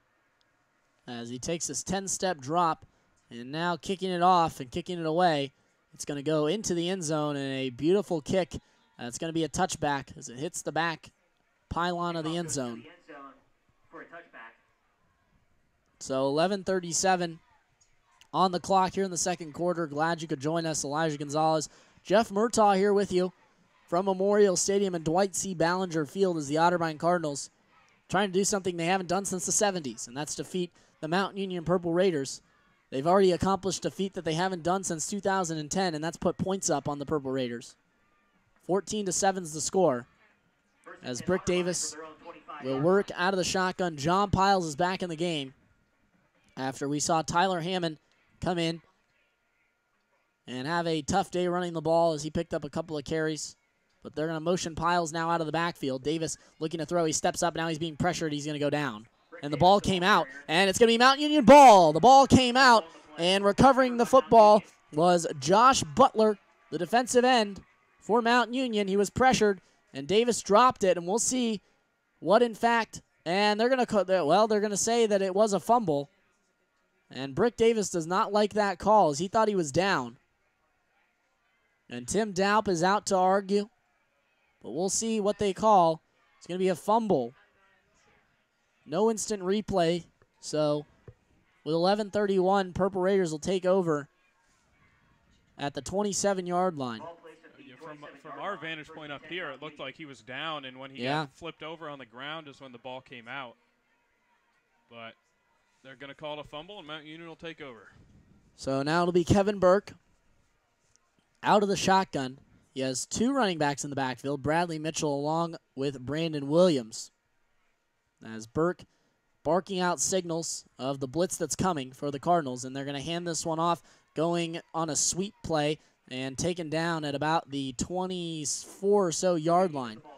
It is going to be number 34. That's Logan Nemeth, as he's actually in the game. Brandon Williams was not in on that play, so he was the running back in the backfield with Bradley Mitchell. Second down and manageable here. It's about 2nd and 5. Ball in the 22. Jordan Shell on Namdar. That's a matchup you should watch on the top of your screen. Those guys have been going at it all day. Jordan Shell has won the battle so far. As Kevin Burke out of the shotgun. And he's going to take the snap. He's going to hand this one off to Bradley Mitchell, who's trying to get back to the line of scrimmage. He does. And picks up a couple as he gets to the 20-yard line. So pick up about 2. It's 3rd down now and 3 for the Purple Raiders. Yeah, Otterbein on these runs, they've been getting in the backfield. They haven't been able to take the back down with the first guy. It's taken them 2 or 3 chances to get them on the ground, and that's what's really killing them on these drives. So now it's Tyler Green is in at the nose guard position. Bergenstein is the defensive end now, as Bradley Mitchell takes the handoff and he loses yardage as he's taken down back at the 22. And we'll see what Mount Union decides to do, as they are going to decide, and the kick team is going to come out. So they'll try and kick a field goal, because they don't want to take any chances. Only up 14-7 here in this football game. And just as I said, they've had trouble taking him down with one man. Kyle Blust breaks into the backfield and brings him down by himself. Nice play there by Blues, as now attempting the field goal from the 22-yard line. So this, a pretty good distance kick, as the kick is going to be up, and it's good. It's right down the middle, so it's now 17-7 as 9:25 to go here in the second quarter from Memorial Stadium. So the Purple Raiders take a 2-score lead. So now it was on the kick. It was Runke who kicked it off, and we'll see what officially they make that field goal. It was from 39 yards away, so a pretty good distance of kick for Mount Union. As right now it is Otterbein who will return it, and we didn't even see a chance for Hammond or Piles to return it on the last kick. And although Otterbein felt like they shouldn't have turned that ball over, they've got to feel like they had a win defensively, only giving up a field goal after giving it to Mount Union on the 30-yard line. And Otterbein will have another tough test. You can hear that game on WOBN. Myself and David Kinder will have the call of that football game from John Carroll University in University Heights, as it will be a game between the John Carroll Blue Streaks and the Otterbein Cardinals. John Carroll is ranked 6th in the country right now, and this one is going to be a short kick that's going to go to Bryson Ray. Well, it's going to bounce and now go into the hands of John Piles at the 15. Piles trying to make a nice return out of this, gets to the 20, goes to the outside, now gets to the 25 and knocked out of bounds at about the 25.5-yard line. Well, they're going to give him a very favorable spot as he gets to about the 28-yard line. You're going to mark him all the way out at the 30? Now they're bringing it back now. Oh, they're bringing it back to about the 26. That's where they'll mark him officially. They're carrying that ball all over the field. I couldn't tell where they were trying to spot it. So, well, they're going to mark it at the 25 where I expected it to be. And now it'll be Tyler Hammond in the backfield. As out of the shotgun is Brick Davis. Toombs is his slot receiver to the near side. Toombs has been his favorite target. There's actually an article in the Dispatch about Ryan Toombs this past week, as Davis now takes it, and he's going to run the option with Tyler Hammond, who picks up a couple off of the option. And Otterbein really just hasn't been able to get the run game going so far tonight. As today in this football game, they've had a tough time. The leading rusher is Brick Davis with 6 yards. He has a touchdown in this game, or passing the ball, or yes, rushing the ball, excuse me. As now Brick Davis working out of the shotgun again. Toombs is again the receiver in the slot to the bottom of your screen. This time Brick Davis going to roll out. He dropped the snap. Now he's looking to roll out, and he fakes and makes a nice move around a couple of Mountain Union players, looking to throw it and step, and it's incomplete. Step was there, past the sticks, would have been a first down, and what a play. That could have been horrible for the Cardinals. And a nice spin move by Brick Davis around a couple of Mountain Union players, one of them being Durham Alarms. Yeah, Davis has done a good job of staying out of these danger situations. Yeah. That definitely could have cost the Cardinals. And then on that pass, he just couldn't get enough on it to get it to step inbounds. Now it's 5 wide on 3rd and 7 for the Cardinals. As Brick Davis has had trouble with the snap from Knoppenberger, and this time it's another low one, but he's going to throw and fire over the middle. It's picked off. It was picked off by Mountain Union. Now they're trying to return it to the 25, 20, 15, 10, 5. Touchdown, Mountain Union. Alex Kochev was the one that picked it off, and he ran it back for the Purple Raiders 24-7, pending the extra point for Mountain Union. And just as I said it, Brick Davis turns it over. That was just an ill-advised pass. I believe his intended receiver that time was Cole Benner, and he was double covered the whole way. So Brick Davis must have made up his mind that that's where he was going to go with the ball the whole way. Well, and with the problems that they're having with the snaps, it's been a struggle for Otterbein and Grant Knoppenberger snapping the football as Davis throws the interception. And so now the extra point to come from Mountain Union is up and good. So it's 24-7 with 8:32 to go on the clock. And Brick Davis throws his 5th interception of the year, and it's returned for 6 as Alex Kochev picks up the touchdown off the interception. And Otterbein will get the ball back after the pick 6. 8:32 again is on the clock here in the second quarter. Otterbein down to the Purple Raiders of Mountain Union 24-7. Glad you could join us here on Otterbein TV. And Otterbein, they really got to get something going offensively here. They've struggled terribly. The only reason they were able to get the first one into the end zone was they started on the 25-yard line. So Mountain Union will kick this one away. Piles and Hammond again back to return. Back deep. Tyler Hammond and John Piles back deep for Otterbein. So we'll see how this kick goes. As Mountain Union set to kick it to the Cardinals. This one is a high, long kick that John Piles is going to get right at the goal line, and he's going to take it out from the end zone. He gets to the 15, 12, he gets barely to the 15. It's taken down to the 16-yard line as he's thrown down there. But Piles decided to take that one out of the end zone, and wisely did that as well because he caught it right at the goal line. So he definitely might have had a chance of taking a knee, but decided not to. And Otterbein will start at the 16, 1st and 10 after the interception. Yeah, that one, if he'd have taken a knee there, it would have been on the discretion of the referee as to whether he had caught it before going into the end zone. Or if he got out, yeah. It would have been a cloudy area. So now Toombs and Benner are the receivers in the slot. Laird and Stepp are the outside receivers for the Cardinals. John Piles, the running back of the game right now for Otterbein. Davis rolls out, looking to throw, and now he's going to step up. He rolls into the end zone and just fires it away. He was out of the pocket, and he was pressured there by Hank Spencer. Yeah, he had some time at the beginning of that play, and it looked like there was a receiver open, but I guess he just couldn't see him. And then the pressure came, and he just had to get that ball away. So the ball again placed back at the 16-yard line. 2nd down and 10 for the Cardinals. 24-7 is your score here from Memorial Stadium as John Piles is now to the left of Brick Davis on this play. They motion Toombs from the slot. Davis takes the snap. He's rolling out. They're running the option. They pitch it to Piles, who picks up about 5, pushed out of bounds. And we'll see where they spot it. If they give him the favorable spot, they're only going to say it's about a 4-yard pickup to the 20. So 3rd down here for Otterbein. This is where they've struggled so far, picking up these 3rd downs. They've been able, 3rd and 7, they've backed it up a yard, it looks like. It's been fairly manageable. They've just had trouble picking them up on 3rd down.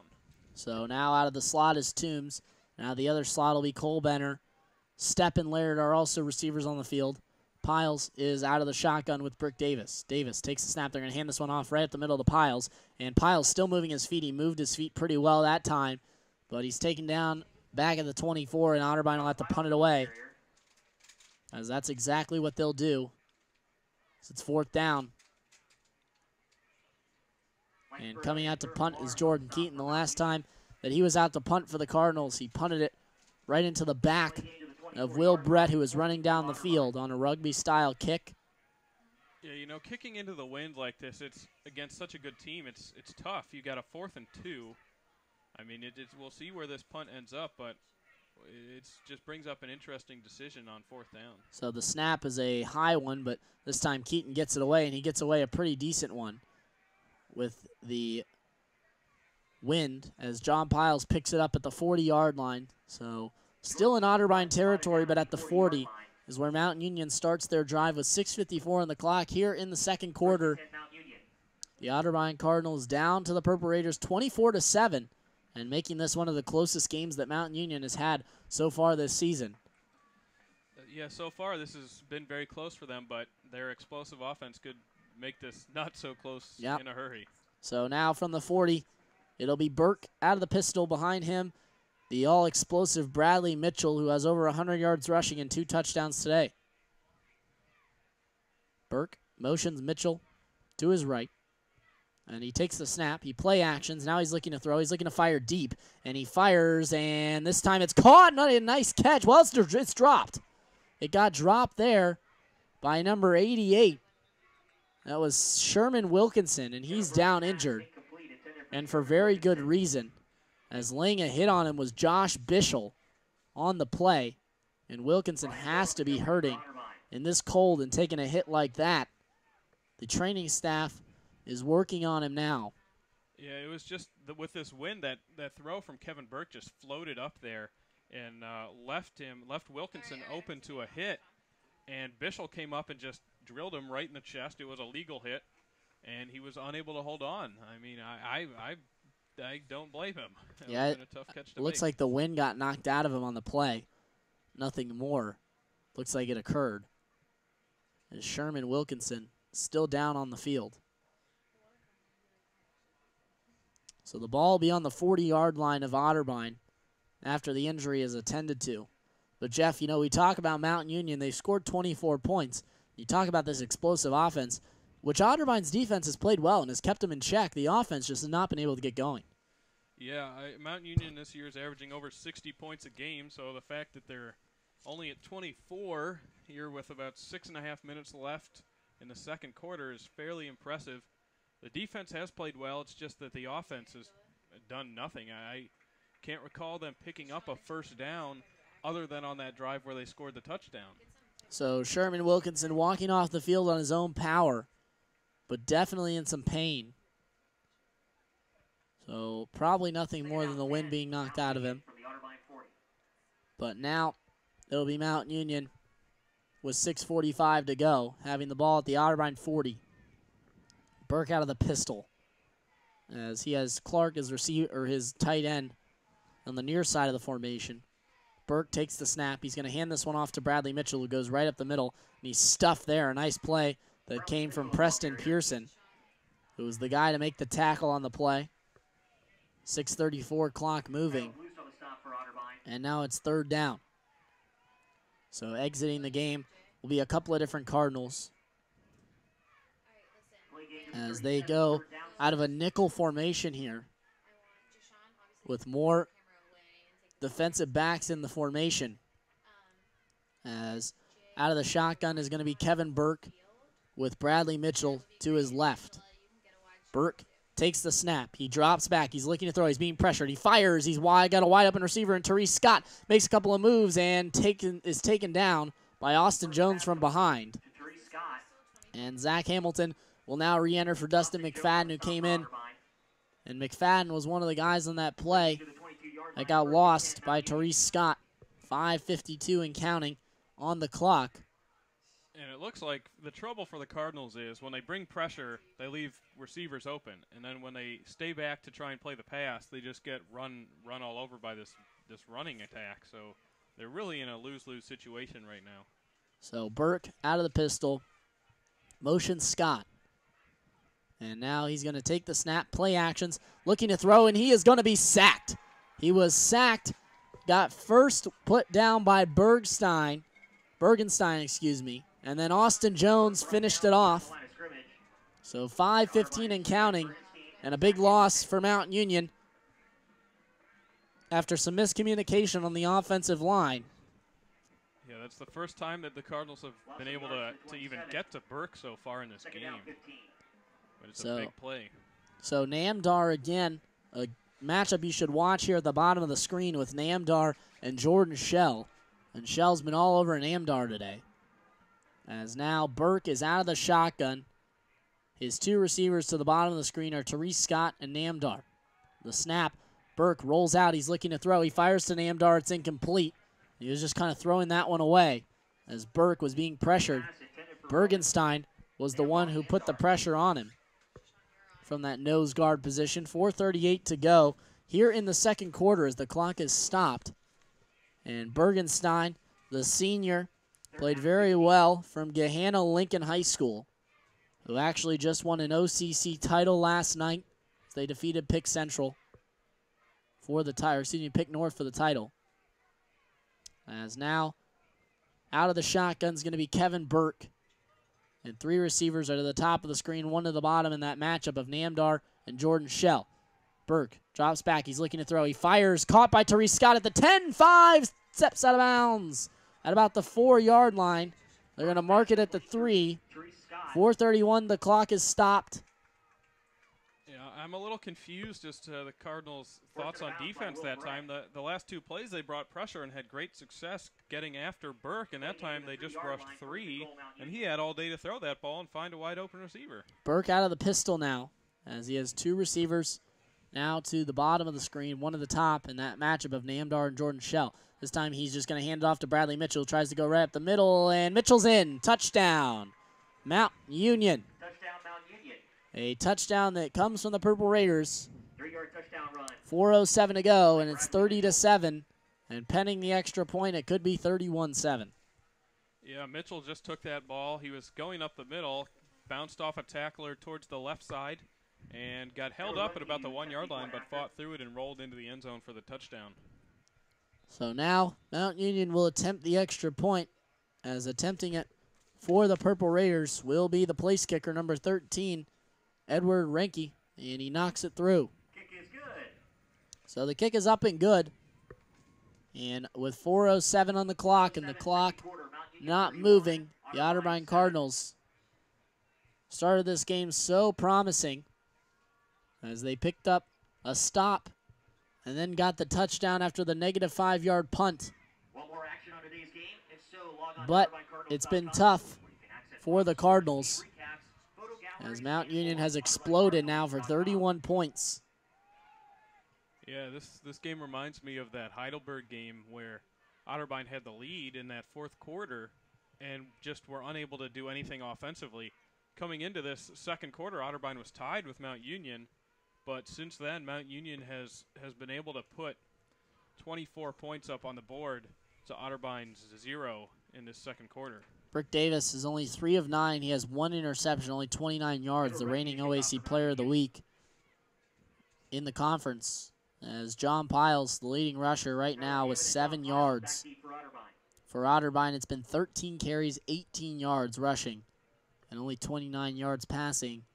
So a tough day offensively, as you mentioned, for Otterbein. Receiving the ball, it's been Ryan Toombs that's leading the team in receiving with 12 yards.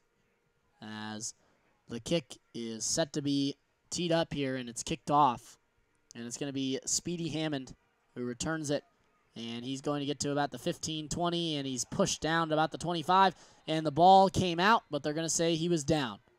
So Tyler Hammond was pushed down. He flew through the air, but the ball did not come out until he hit the ground. So 31-7 is the score. We'll see if Otterbein can move the ball at all here, as they've struggled to move it the majority of this football game. Yeah, we couldn't really tell where Hammond fumbled that ball, but I feel like they may have caught a break there because it looked as though he got knocked into the air and was reaching for that ball to try and recover it while he was still in midair. It looked like it, it didn't look like it was moving very much, if it was at all, but the ball definitely popped out. I think they're going to say the ground caused it because the ground probably did cause that fumble. But now it's going to be Brick Davis out of the shotgun. Drew Irvin getting to see some playing time here as Davis takes the snap, hands it off right to him. No blocking up front, and the ball popped out, but it was forward progress that was stopped, and Drew Irvin loses yardage.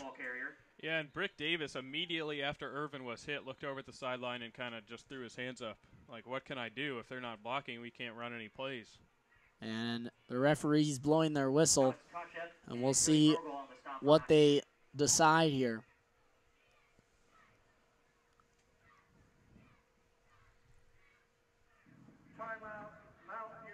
So Mount Union takes their first time out of the half with 3:41 to go. So 3 minutes and 52 seconds will be on the game clock as Mount Union takes their first time out of the half, and you got to think that the Purple Raiders decide to take that timeout to try and put some more points on the board before the half because they expect that they're going to get the ball back on a punt from the Cardinals. Yeah, that's definitely what they're thinking here. You've got almost 4 minutes left. They're already up 31-7, and Otterbein's offense is going nowhere, so why not call a timeout, save some time for your offense to work with? Otterbein's defense at the beginning of this football game played very well, and they had a couple of big stops, but the offense has just stalled out on every drive since the one they scored the touchdown and have not been able to produce any points and very little yardage for Otterbein. 31-7 is the score. Drew Irvin in this football game rushing the football as he's in the backfield has -2 yards. Second down 12 for Otterbein. So now it will be Brick Davis out of the shotgun. He has Cole Benner in the slot on the near side, and on the far side, it's Ryan Toombs. Davis takes the snap. He drops back. He looks to throw. He throws it to Logan Stepp, who makes the catch. He's knocked down right at the original line of scrimmage, so it'll be 3rd down and 10 for the Cardinals. Yeah, the receivers are really unable to get any kind of separation, and Brick Davis doesn't have enough time to let them try and work to get that separation. So they're really struggling with the passing game, and the running game is going nowhere. So that definitely isn't helping the cause at all right now.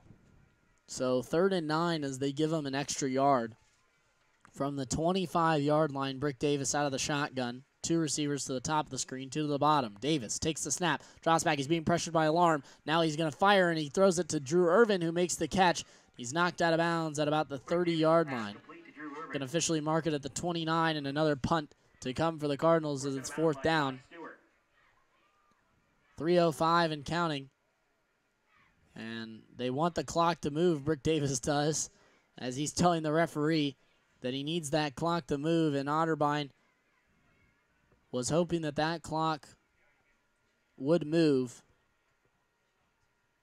as Davis heads off the field, and Keaton will wait to punt it away, probably until the play clock runs all the way down here.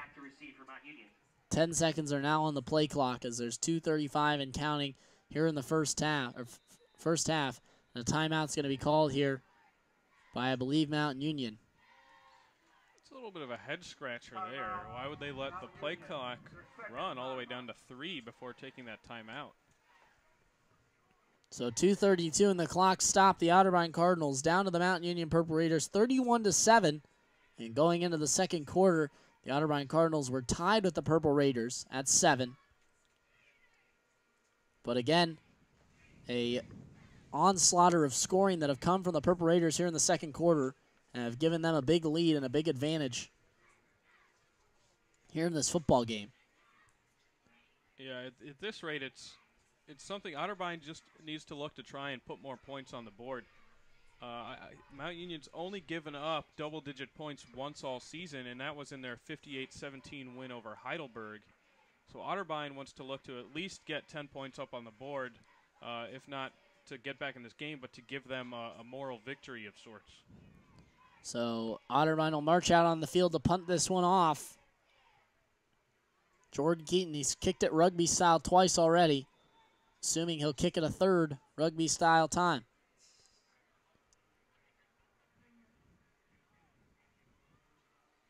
So Otterbein snaps it off, and Jordan Keaton again gets off a kick this time. It's a good kick that bounces, and it takes an Otterbein roll to about the 37-yard line. So a good kick from Jordan Keaton. Yeah, that's the best punt we've seen so far in this game. And it's about an average punt on a normal day. So the conditions here are definitely not helping out the cause of the Cardinals. And, you know, we talked about the absence of Reed Hutchinson. He will not be playing in this football game here today. Obviously a big loss for the Cardinals offensively, as he has another shoulder injury that's been plaguing him, as now Mitchell takes the carry over right tackle, gets to the 50, 45, Otterbein 40, still going, 30, 25, taken down finally by Zach Hamilton, and a huge pickup for Bradley Mitchell, just adding to his totals here today, and he's come up limping. Yeah, I think he might have twisted down a little bit on his ankle there at the end. But again, he just had a huge hole up front to run through, and I mean it's not much to look at there. If you get that kind of hole, you're going to have success running the football. 10 carries, 157 yards, 3 touchdowns for Bradley Mitchell. As now out of the pistol is Burke. He drops back. He's looking to throw. He steps up. Now he's being pressured. Got to scramble out of the pocket. Looks to throw. He fires for his tight end, Clark. Hamilton was there on the coverage, but he just kind of threw it away. Yeah, he was really scrambling around there. I think he just threw that one out of bounds to live and fight another down. 1:48 on the clock here for the first half of action between the Otterbein Cardinals and the Mount Union Purple Raiders. As now Burke is out of the shotgun, and he has his running back, Logan Nemeth, to his right. Burke takes the snap, he drops back, he looks to throw, and it's caught. That's the first catch we've seen given up by Jordan Shell, as Namdar was able to make the catch with 1:43 here on the clock in the first half. And Jordan Shell's done such a good job on Namdar here today, as that's only his second catch of the day. And it goes for a first down, as the chains will move. Well, they're actually going to come out and measure this, I believe. So we'll see what the officials decide to do, as they're going to switch the sides of the chain here. And they're going to measure this to see if, in fact, it is a first down, as we await the call from the official. And we'll see, it's inches short. So now it'll be third down for Mountain Union, 3rd and inches. More like centimeters, as you see the official bring the chains back now. And I can imagine that Mountain Union is just going to try and run this one right up the middle to pick up that first down. They've had success running the football today, mostly from the hands of Bradley Mitchell, who has had 10 carries for 157 yards. Total, they have 24 carries for 204 yards. And for Mountain Union, that's kind of shutting them down. As receiving, it's 107. Kevin Burke is 9 of 19 for 107 yards. So he's gone over the 2,000-yard mark for the season then. So he was right on the border coming in. Yeah, and like we mentioned, barring the worst performance of his career, he was going to get there. So Obviously now Burke over that 2,000-yard mark for the season as Burke now takes the snap. He's going to hand it off to Nemeth, and he goes right up the middle. Did he get there? He might have lost a yard, and he did. Yeah, it looks like they're going to say 4th down and maybe a foot. It's going to be now 4th and 1 as he loses a decent amount of yardage. So Will Brett will come out. Miles Crawley will come in to bring in some strength at that outside linebacker position as it's 4th down and 1. A timeout's going to be called here. It's going to be called by Mount Union. They're going to talk this one over, make sure they got the play call correct. 1:14 and counting on the clock. So the final timeout for Mount Union, as you hear our head official down on the field. And you heard his microphone, a lot of wind. It's been a windy day. I want to remind you that you're able to stick around and catch senior night here for the Otterbein women's soccer team. You can hear that game on WOBN. Jeff Murtaugh and Jacob Barker will have the call of that matchup. But the Otterbein Cardinals women's soccer team has already clinched the #1 seed in the OAC tournament.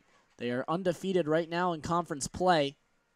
As head coach Brandon Coons obviously very happy with the way his team has played this year. And they're sitting at first place in the conference with a very good chance to be lined up in the NCAA tournament. So 1:14 to go on the clock, and Mount Union marching out to try and get a touchdown right before half. Looks like they're going to kick a field goal. Yeah, they're going to kick a field goal here. That's a surprise. We've already seen a 39-yarder be knocked in. This is going to be from about 37 away. Maybe a little shorter than that. As now the snap, and they're going to fake it. They're going to try and get the first down. They do at the 15, and still going is the holder, and he's still moving his feet and taken down at about the 15. The holder on the play was Tim Kennedy, and he picks up the first down for Mount Union. So they fake the field goal. Otterbein not ready for it. 1:05 to go. The ball now being placed at the 11-yard line officially. Well, the problem for Otterbein there was they had one defender to cover the option that they were running with the holder and the place kicker. So he chose to go with the kicker, and the holder went up the field and was able to pick up a first down. So now it's Kevin Burke with 45 seconds, the clock moving. 10 on the play clock. He motions Meacham out of the slot, and now he's going to run a read option. Now he's at the 5. Touchdown. Mount Union. Kevin Burke is into the end zone as he marches in. 36 seconds to go. And now Mount Union up 38-7. And pending the extra point, could be 39. Yeah, Otterbein is there after the defense played really well in the first quarter and the start of the second quarter. They've just been unable to control this juggernaut of an offense that Mount Union has. So 37-7. And here comes the extra point from Mount Union. As the kick is up, and it's right through. So 36 seconds on the clock. And the Mount Union Purple Raiders have exploded here in the second quarter for 31 unanswered points. And that's normally what you get when you play the Purple Raiders. And looking at the offensive explosion for the Purple Raiders, 107 yards through the air for Kevin Burke. And on the ground, it's been 226. Kevin Burke has a touchdown, but it's mostly come at the hands of Bradley Mitchell, who has 157 yards, 10 carries, and 3 touchdowns. Yeah, this running, we talked about it in the pregame. The running game would be a big part of today's conditions, especially with the wind and everything. And Otterbein has tried to run it, but it's been very unsuccessful moving the ball on the ground. And Mount Union is already over 200 yards rushing and four touchdowns on the ground. Back deep for Otterbein, Tyler Hammond and John Piles. So John Piles, Tyler Hammond back deep to return for the Cardinals.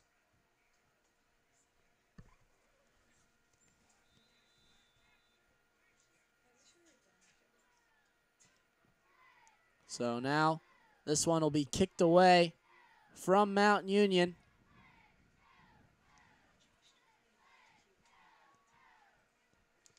As the kick is away, and John Piles will not return this. It'll bounce into the end zone for a touchback. as the Otterbein Cardinals will march out onto the field. And I wouldn't be surprised if they just take a knee here. They kicked off to start the game, so they'll get the ball the first possession of the second half. And with only 36 seconds left here, I wouldn't really expect them to try and push their luck any further and just head into halftime as it is. So now Grant Knoppenberger will be the center for the Cardinals, as the Cardinals are just going to sit on this. 36 seconds, and Davis takes the snap and puts his knee down. So that's going to do it here for the first half of action as the clock ticks down. And the Purple Raiders are already running off the field. And we'll see. All right, I have to run one more play, it looks like. They might not have to. They're actually not going to have to run another play. They're just going to let the clock run down. 10 seconds now. Clock ticking. 5 seconds. 4, 3, 2, and 1.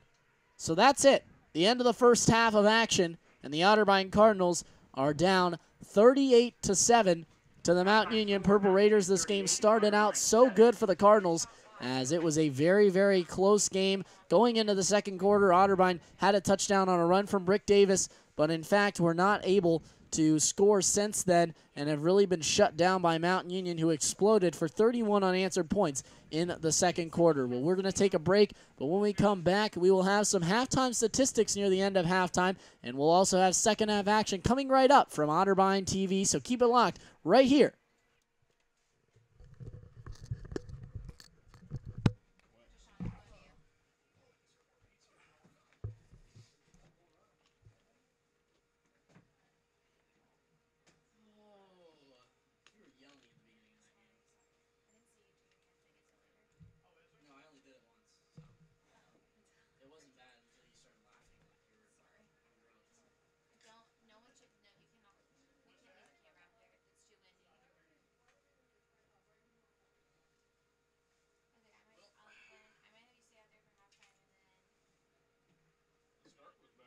Ladies and gentlemen, Otterbein University would like to take this time and recognize the OAC championship teams and NC qualifiers for our recent 2014 spring season.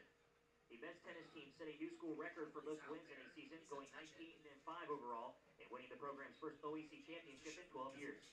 The group, featuring 4 All-OAC players, advanced to the NCAA tournament for the first time ever and included a victory over Messiah in the opening round.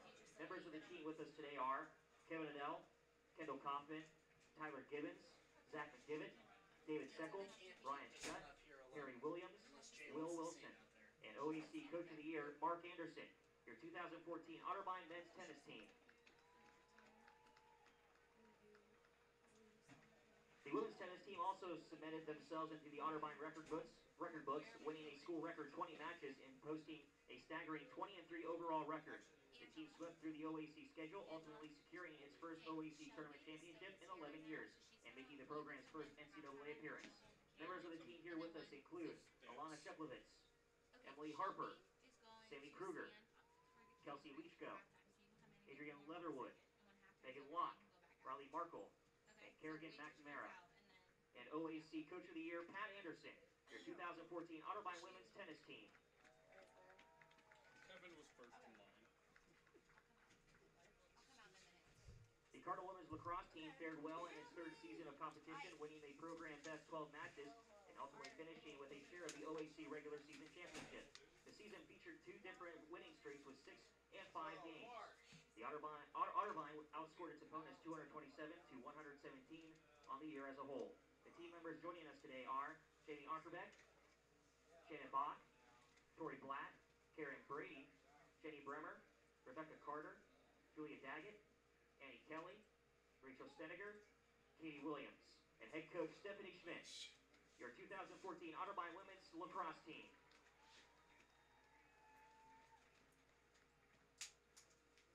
Last but not least, the men's lacrosse team played yet another outstanding season, going 12-5 overall, winning the inaugural OAC tournament championship and making the NCAAs for a second straight season. The group, going a perfect 8-0 here at the stadium, featured 10 All-OAC players and bowed out to defending national champion Stevenson University in the first round of the NCAAs. Joining us here this afternoon is Connor Bach, John Brandon, Mike DeTolo, Jeff Gunachik, Brian Gambita, James Gunley, Jordan Hawkins, Derek Hahn, Matt Isley, Brian Klippa, Trevor Kachowski, Brent Meininger, Adam Norris, Hayden Nevikic, Brogan Orcutt, Carlos Salazar, Robert Simmons, Brendan Stroop, Mike Sullivan, Lucas Swissgood, Pat Tyner, Nick Bolt, Alex Titus, Connor Underwood, Drew Watson, Marcus Willis. Assistant coaches, Will Wismer, Brandon Hewlett, Josh Lambert, and head coach Colin Hartnett. Your 2014 Otterbein men's lacrosse team. Let's have one final round of applause for your spring sports and OAC championship teams. Oh yeah. But still not enough. The thing is, it's really not that cold out. It's just the wind is making it worse. Yeah.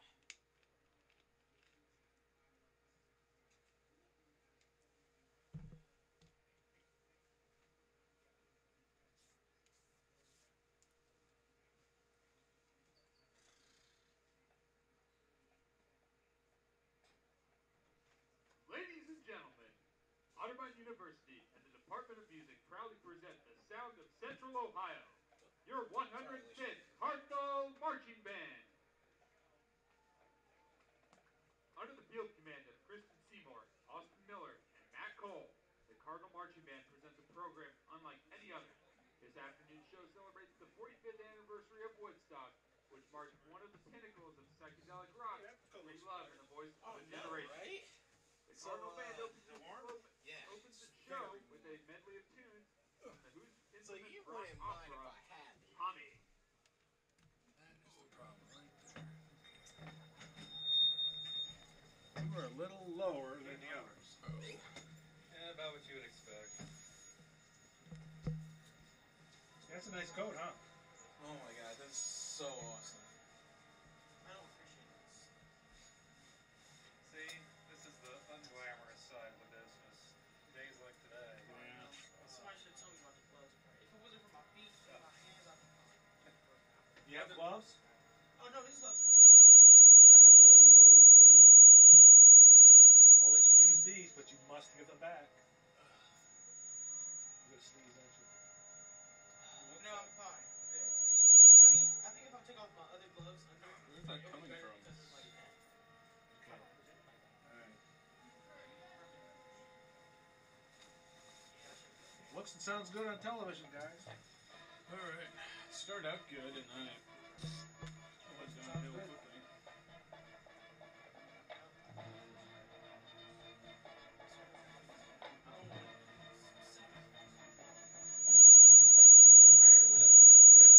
Okay. Where's that coming from? I don't know. It's come through.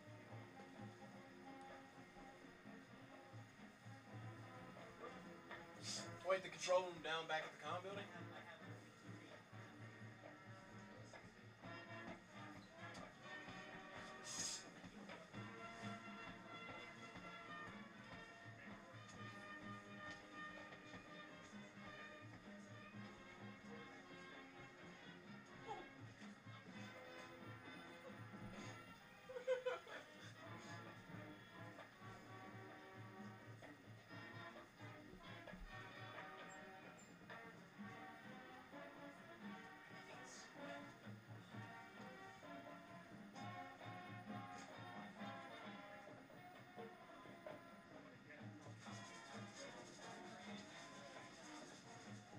Ready on the field? You ready? Huh?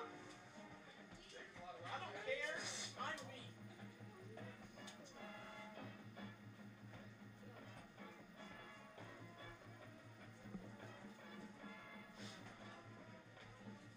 Just gave myself a concussion.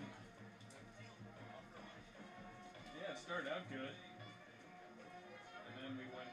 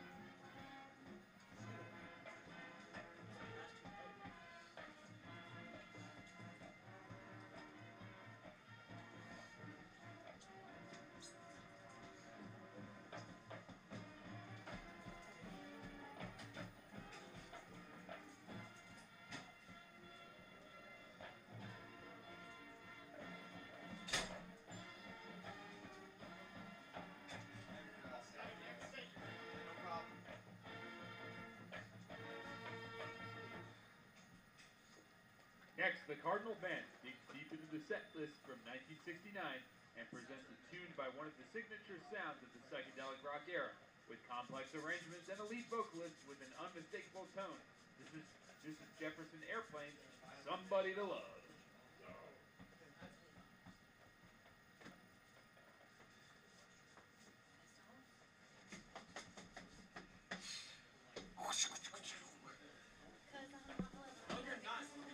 You were not about that age.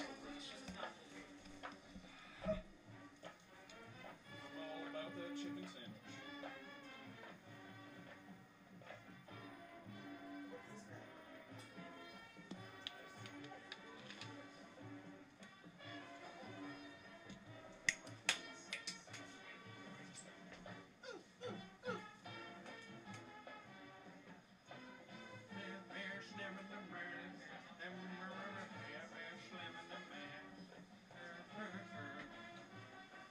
Rebel, rebel, rebel.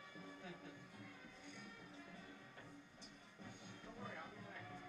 Rebel, rebel, rebel. Rebel, rebel, rebel. Rebel, rebel. Watch it.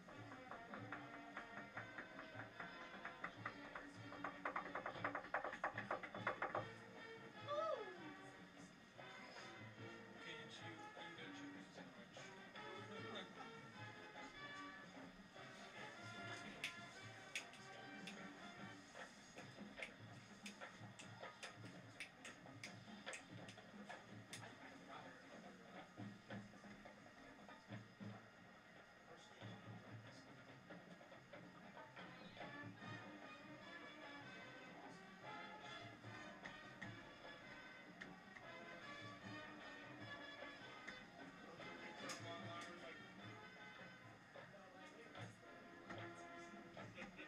I'm pretty sure the only reason we took out the away bleachers is so that people could see that sign. That has to be because, like, honestly, like, what is the point of not having away features? Finally, the Cardinal Marching Band would remiss to skip over one of the most iconic figures from the late 1960s. Jimi Hendrix displayed unprecedented showmanship and incredible guitar playing. This is Fire. Fire? I just set myself on fire.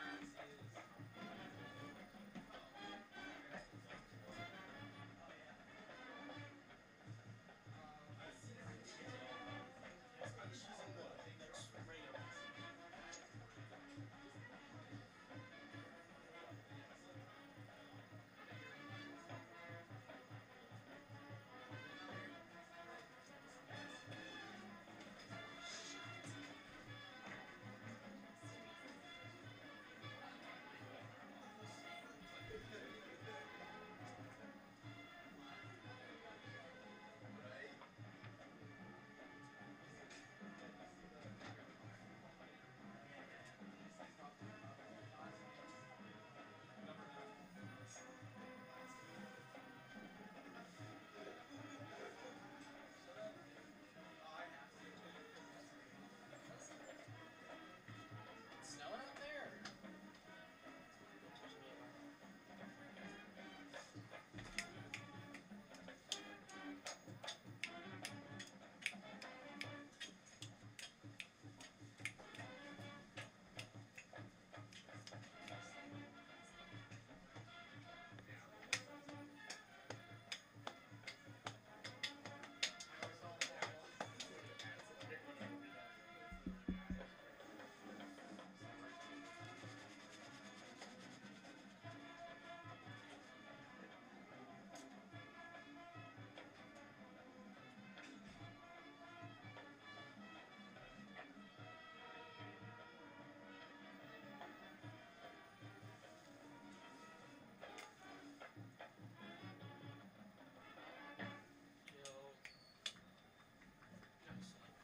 Ladies and gentlemen, your Cardinal Marching Band. Already? Marching Band. We No, we're not doing it now. Yeah, we got 1 minute. 1 minute and 30 So seconds. he needs to go down there now. Yeah. We need to go down there now.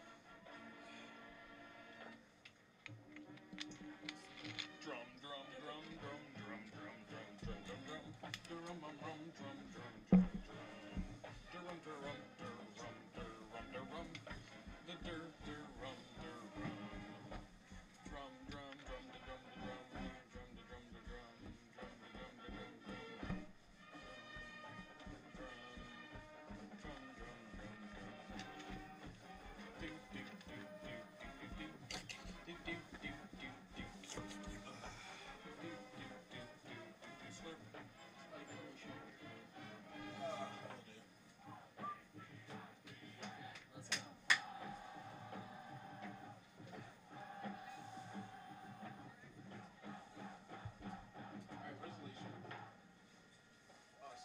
Cardinal Marching Band is directed by Dr. Michael Yonchak, Associate Director of Bands at Otterbein University. The Assistant Director of the Cardinal Band is Sean Klein. Jeez, that is hot. Our Bree Lovensheimer and Slaughter Cheer Scott. Our thing. percussion coordinator is Eric Frisch. Our color guard coordinator is Amanda Seymour. And finally, the voice of your Cardinal Marching Band, Jacob Barker.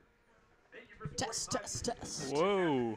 Hello. You guys talk louder, Jeff. That is going to be pretty loud now. Yeah, so make sure you talk loud because we got a tweet from Otterbein TV that people love the broadcast, but the color commentary is a little low.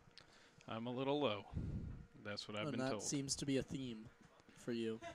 I'm a low baller. Okay, that's weird, but that's whatever. Somebody tweeted and said it looks awesome. That's it? We're muted.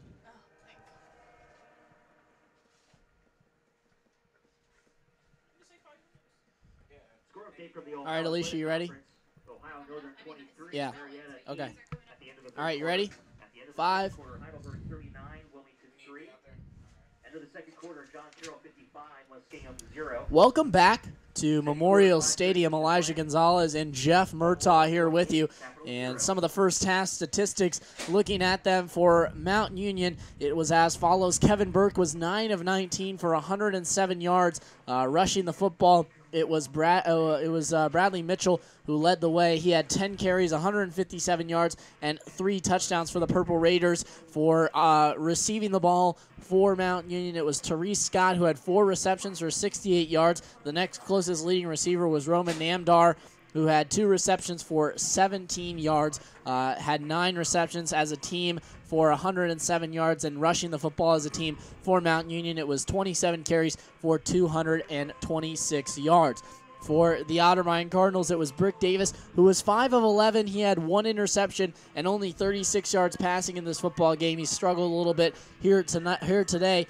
John Piles led the way in carries and rushes for Otterbein. He had 5 carries for 7 yards. Brick Davis had 5 carries, 6 yards, and the only touchdown of the game for the Cardinals, rushing the football. Receiving the football for the Otterbein Cardinals, it was Logan Stepp, who had 2 receptions for 11 yards. He leads the team in receptions with 2. Ryan Toombs had a reception for 12 yards. Cole Benner also added one for 9 yards, and Drew Irvin out of the backfield had one for 4 yards, which adds to the 5 receptions for 36 yards for the Cardinals. And looking at this game right now, Jeff, really Mount Union has dominated the second quarter. The Otterbein Cardinals went to the second quarter tied at 7, but Mount Union 31 unanswered points, and they've really pulled away from Otterbein.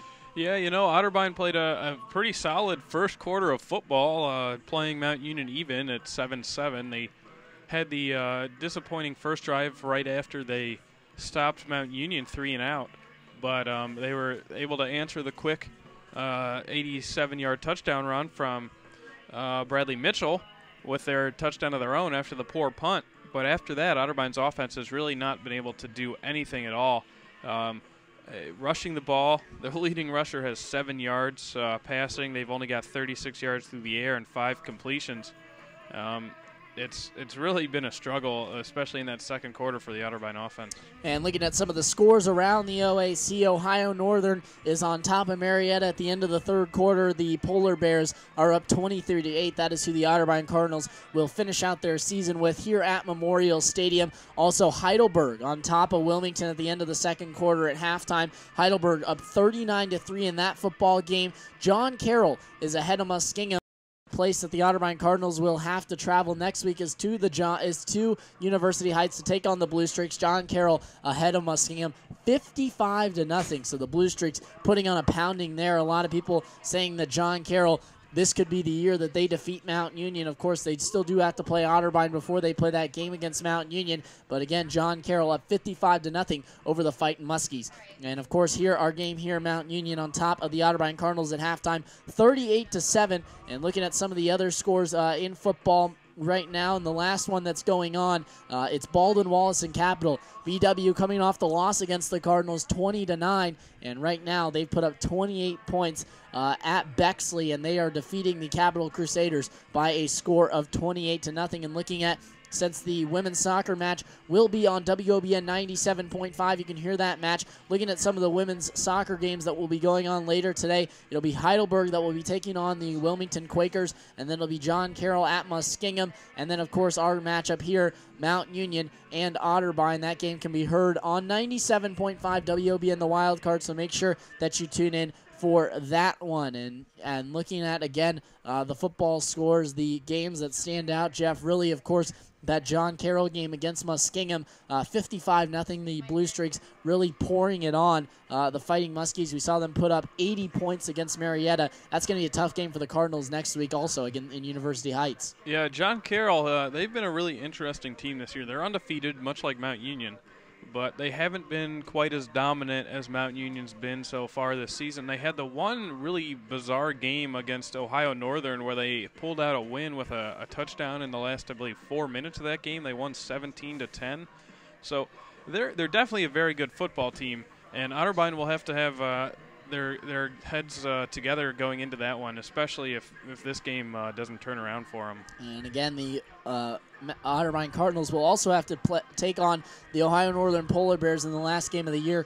You can also hear that game on WOBN and watch that game right here on Otterbein TV. So we'll let you know who will be calling that and when that game comes about in 2 weeks when the Otterbein Cardinals finish off their season. But we are just about set to get underway, and for second half play-by-play, here's Jeff Murtaugh. Yeah, thank you, Elijah.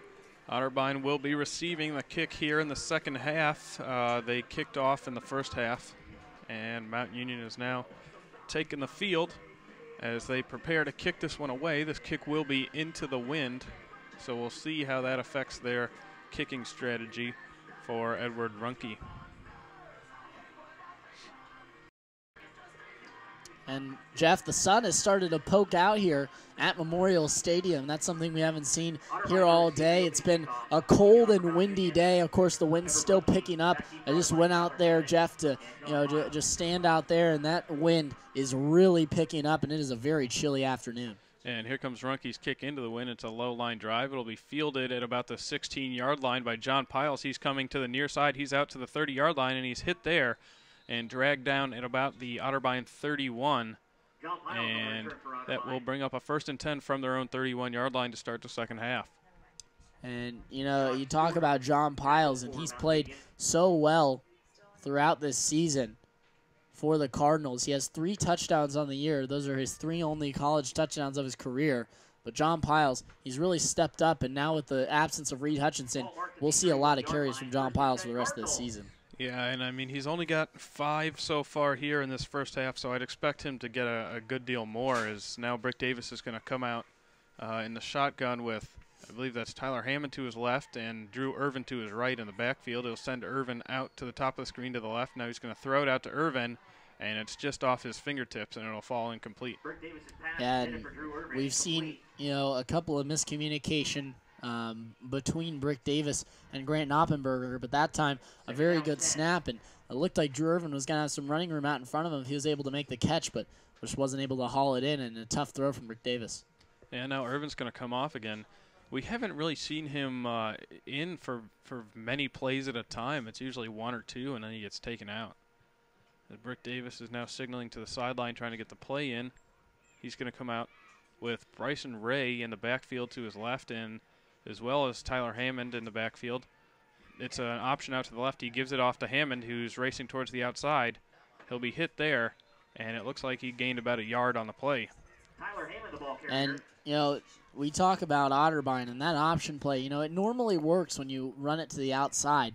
But, looking at the speed that Mount Union has, it's just so tough for them to get anything going offensively with the speed that Mount Union has on the outside. And that one of the guys that ended up making a tackle on that play was Alarms, who was on the near side. So this is a Mount Union team that has so much talent and so much speed, both on the outside as well as in the middle of their linebacking core. Now it looks like Brick Davis is confused once again as he's in the shotgun. He's got Tyler Hammond out to his right. 2 receivers top of the screen, 2 receivers bottom. He'll take the snap. It's a little low. He's looking to pass. He's getting pressured. He's being chased all the way back to the 10, and he's just going to throw this one away. That might be a flag. It didn't look like he got that past the line of scrimmage. Yeah, that ball is definitely not past the line of scrimmage. Well, they're going to say that it's not because he was out of the tackle box, but that's definitely a play that Brick Davis need to be careful of. And Jordan Keaton will punt into the wind, but Jeff, that again is a tough play. That Brick Davis didn't look like he was comfortable in that play at all. Yeah, there was some confusion, it looked like, before the snap as to what the play actually was. So now Keaton is ready to punt this one with the wind this time. Keaton hasn't punted with the wind in a while. Yeah, there's the snap back to him. He's going to kick it away. That's a much better punt. It's going to be fielded just inside the 30. He's coming here near side, and he'll be wrapped up at about the 36-yard line. I believe that was Chris Michael there to make the tackle. A nice play by Michael. And he went low, was able to tackle Kennedy and not able to allow him to get a big gain, but a nice play there by Chris Michael. Yeah, it looked like he had some room to work with on the outside there. And now it's going to be, let's see here, that's Kevin Burke is still going to be in at quarterback. He's going to take the snap out of the shotgun, hand it off right up the middle. And that was Bradley Mitchell up the middle for no gain, maybe about a foot. I'll bring up a 2nd and 9 or so. And this is something new for Mount Union, Jeff. Their starters don't normally see a lot of time in the second half, so we'll see how long they stick with them, but only up 38-7, and normally at halftime they have bigger deficits than that. Yeah, it's 38-7. You think it's, oh, that's a pretty good game, but not the way Mount Union plays. As here's Burke signaling out to the left his receiver. He's going to pass. He throws it out there. That's complete, and diving out of bounds just inside the 50-yard line is Luke Meacham on the reception. Yeah, and Meacham got lost out in the flat. It looked like Ryan Moore was the one that missed the coverage there on that play. And Meacham was wide open out in the flat, and Burke, all he had to do was make the throw. But we've seen Kevin Burke struggle with those throws out in the flat. He's missed a couple to his tight end Clark, but right there, Luke Meacham there to make the catch. Yeah, it was in that first quarter going into the wind like they are now is when that offense struggled. So now Meacham back in the gun. He's got 3 receivers to the bottom of the screen. And snap is high. He was looking to hand it off, but now he's just going to keep it and try and shovel one out to his receiver on the outside. That's a broken tackle. Coming back all the way across the field is number 11, Therese Scott. He's still going. He's out across the 40 to the 35, now at the 30. And he broke tackles all the way out to the 30-yard line. Oh, my goodness. I mean, he looked like he was going to lose 5 yards, and he comes out of nowhere, makes a couple of nice moves. First off, Kevin Burke that looked like he was going to get tackled in the backfield, and then he throws this god-awful shovel pass to Therese Scott, who then makes a couple of men miss, and then he gets blockers downfield, picks up 15 yards, and that's just how the season's gone for Mount Union. Scott, he caught the ball just inside the 50 on the near side and got taken out of bounds on the 30 on the far side. Yeah. And now Burke back in the gun. He's got Mitchell behind him. He fakes the handoff to Mitchell, looking to pass, moving to his left, throwing it out over the middle, and that will be complete to his wide receiver. I believe that was Sherman Wilkinson. And they're going to call a roughing the passer call on Dalton Jarvis, too, so that's going to get 15 yards added to the end of the play.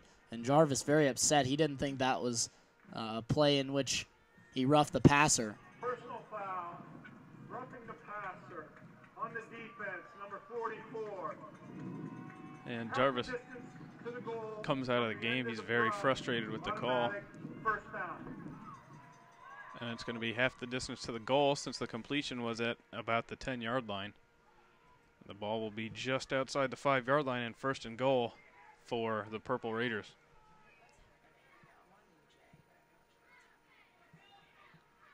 And they're explaining it to head coach Tim Daup. He's not having any of it. And, you talk about a little bit about Kevin Burke, and really, referees protect Kevin Burke a lot. And right there, it didn't look like that should have been called, but the protection of Kevin Burke. And now Burke is going to take the snap, hand it off right up the middle, and into the end zone goes Bradley Mitchell for his 4th rushing touchdown of the game. So big day today for Bradley Mitchell on the ground. And, yeah, you mentioned it, 4th touchdown for Bradley Mitchell.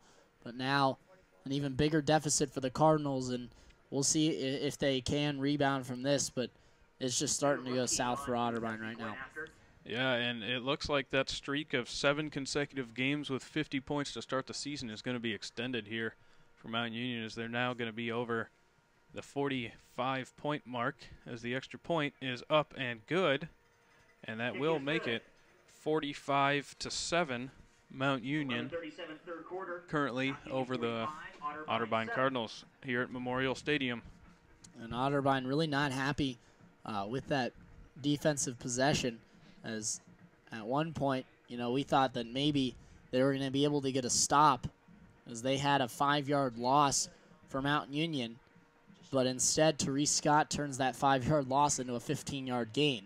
So that right there was the game-changing play of that drive. And now we'll see if Otterbein can get anything going offensively. They just haven't been able to get anything going pretty much since the first quarter. 63 yards, 5 minutes and 7 seconds. That drive took 5 minutes and 7 seconds off the clock for Mount Union, as they will now kick this one away to Otterbein. And John Piles and Tyler Hammond are back to return this kick. They're currently standing right at their own 10-yard line. Tyler Hammond and John Piles back deep for Otterbein. Edward Runke is ready to kick this one away. And now the ball falls off the tee, so they'll still need to have someone hold it here. The wind has not died down hardly at all, if any.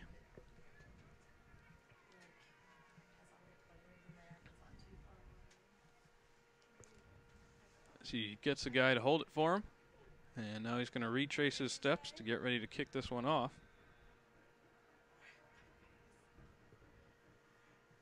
And he looks to be ready now. He'll approach the ball and kick it away. This is a short one. It's getting blown back by the wind, and that's going to be fielded by Mount Union. That's an onside kick. That's a weird version of an onside kick. They used the wind as an onside kick. So Otterbein was not even able to recover that. And the kicker recovers the ball, Jeff. So a first down for Mount Union from the 49-yard line. Yeah, I mean, I can't imagine that was an intentional onside kick type attempt that time with this 45-7 lead. But Otterbein never really even had a chance to catch that ball. The ball came down before the Otterbein players.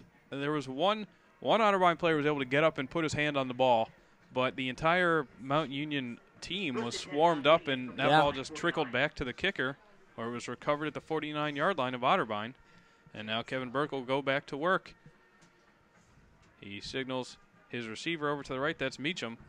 He'll take the snap, and he's going to hand it off to Bradley Mitchell, who's up the middle, and hell be brought down at the line of scrimmage. That's the first time in a while we've seen Austin Jones get in on a tackle. Austin Jones, the former All-OAC player last season as a freshman, and right there he makes a tackle, and that was a big play there for Austin Jones. So now 11:15 and counting on the clock, Jeff, and really right now Otterbein just trying to make a stop here and get the ball back. Yeah, they've really got to get this ball. They can't give up any more points. This game's already getting far enough out of their hands.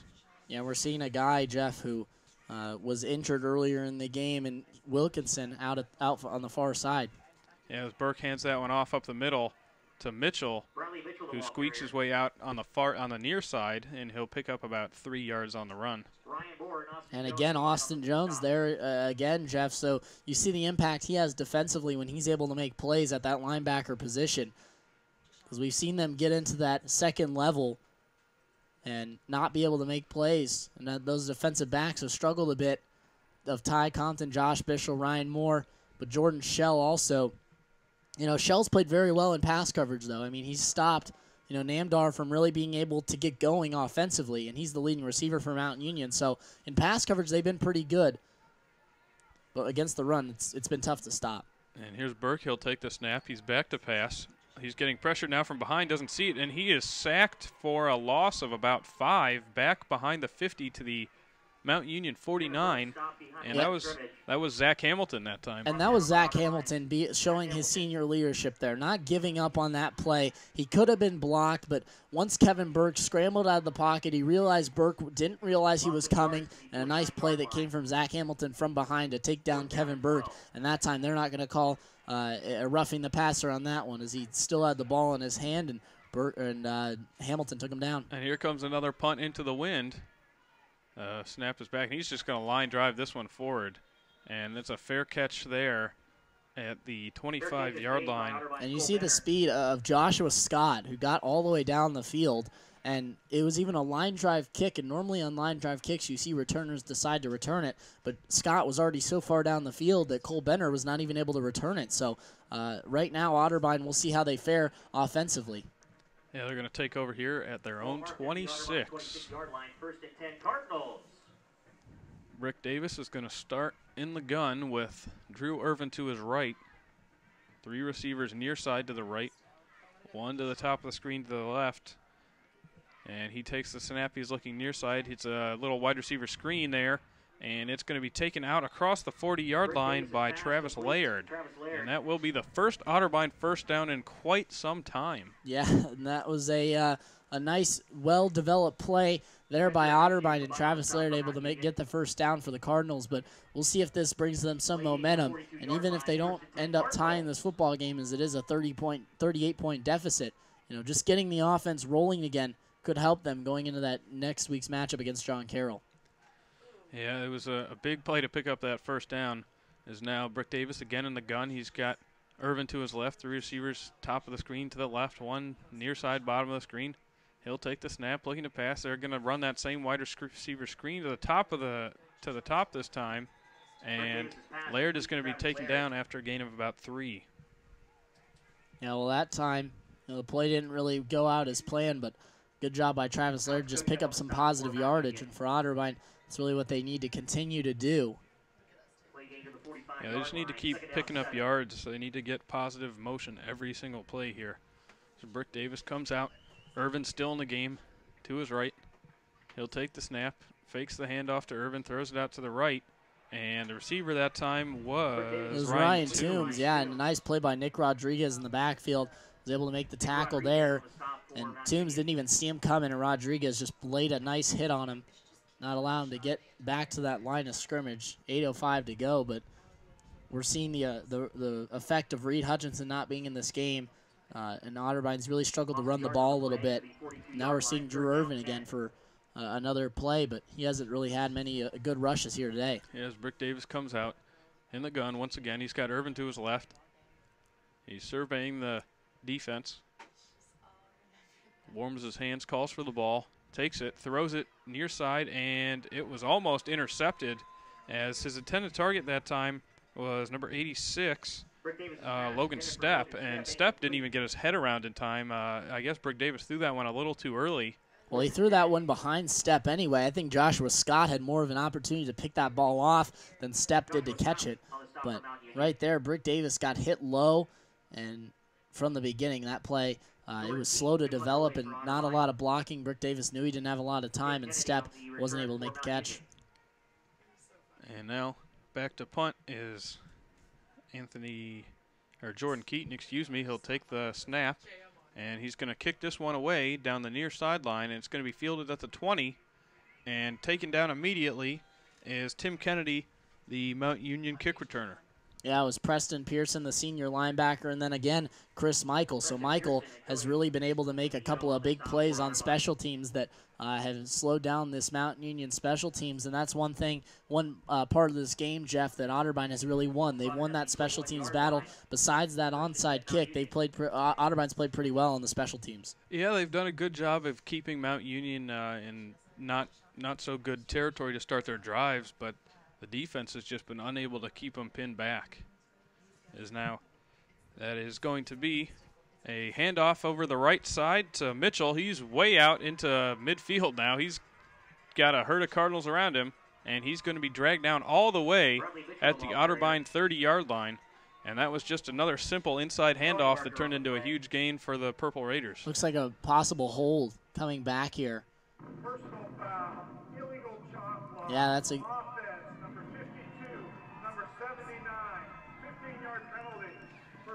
Yeah, that's a good call there. I thought that there was obviously a way bigger hold than there should have been, and the reason being was on that left side, number 52 on the offensive line for Mountain Union, Mitch Doherty.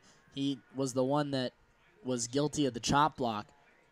Yeah, and that was... I think he chop blocked John Vincent, who was trying to get over, and it looked like he had a chance to make a play on Bradley Mitchell, but he was not able to, of course, with that illegal chop block.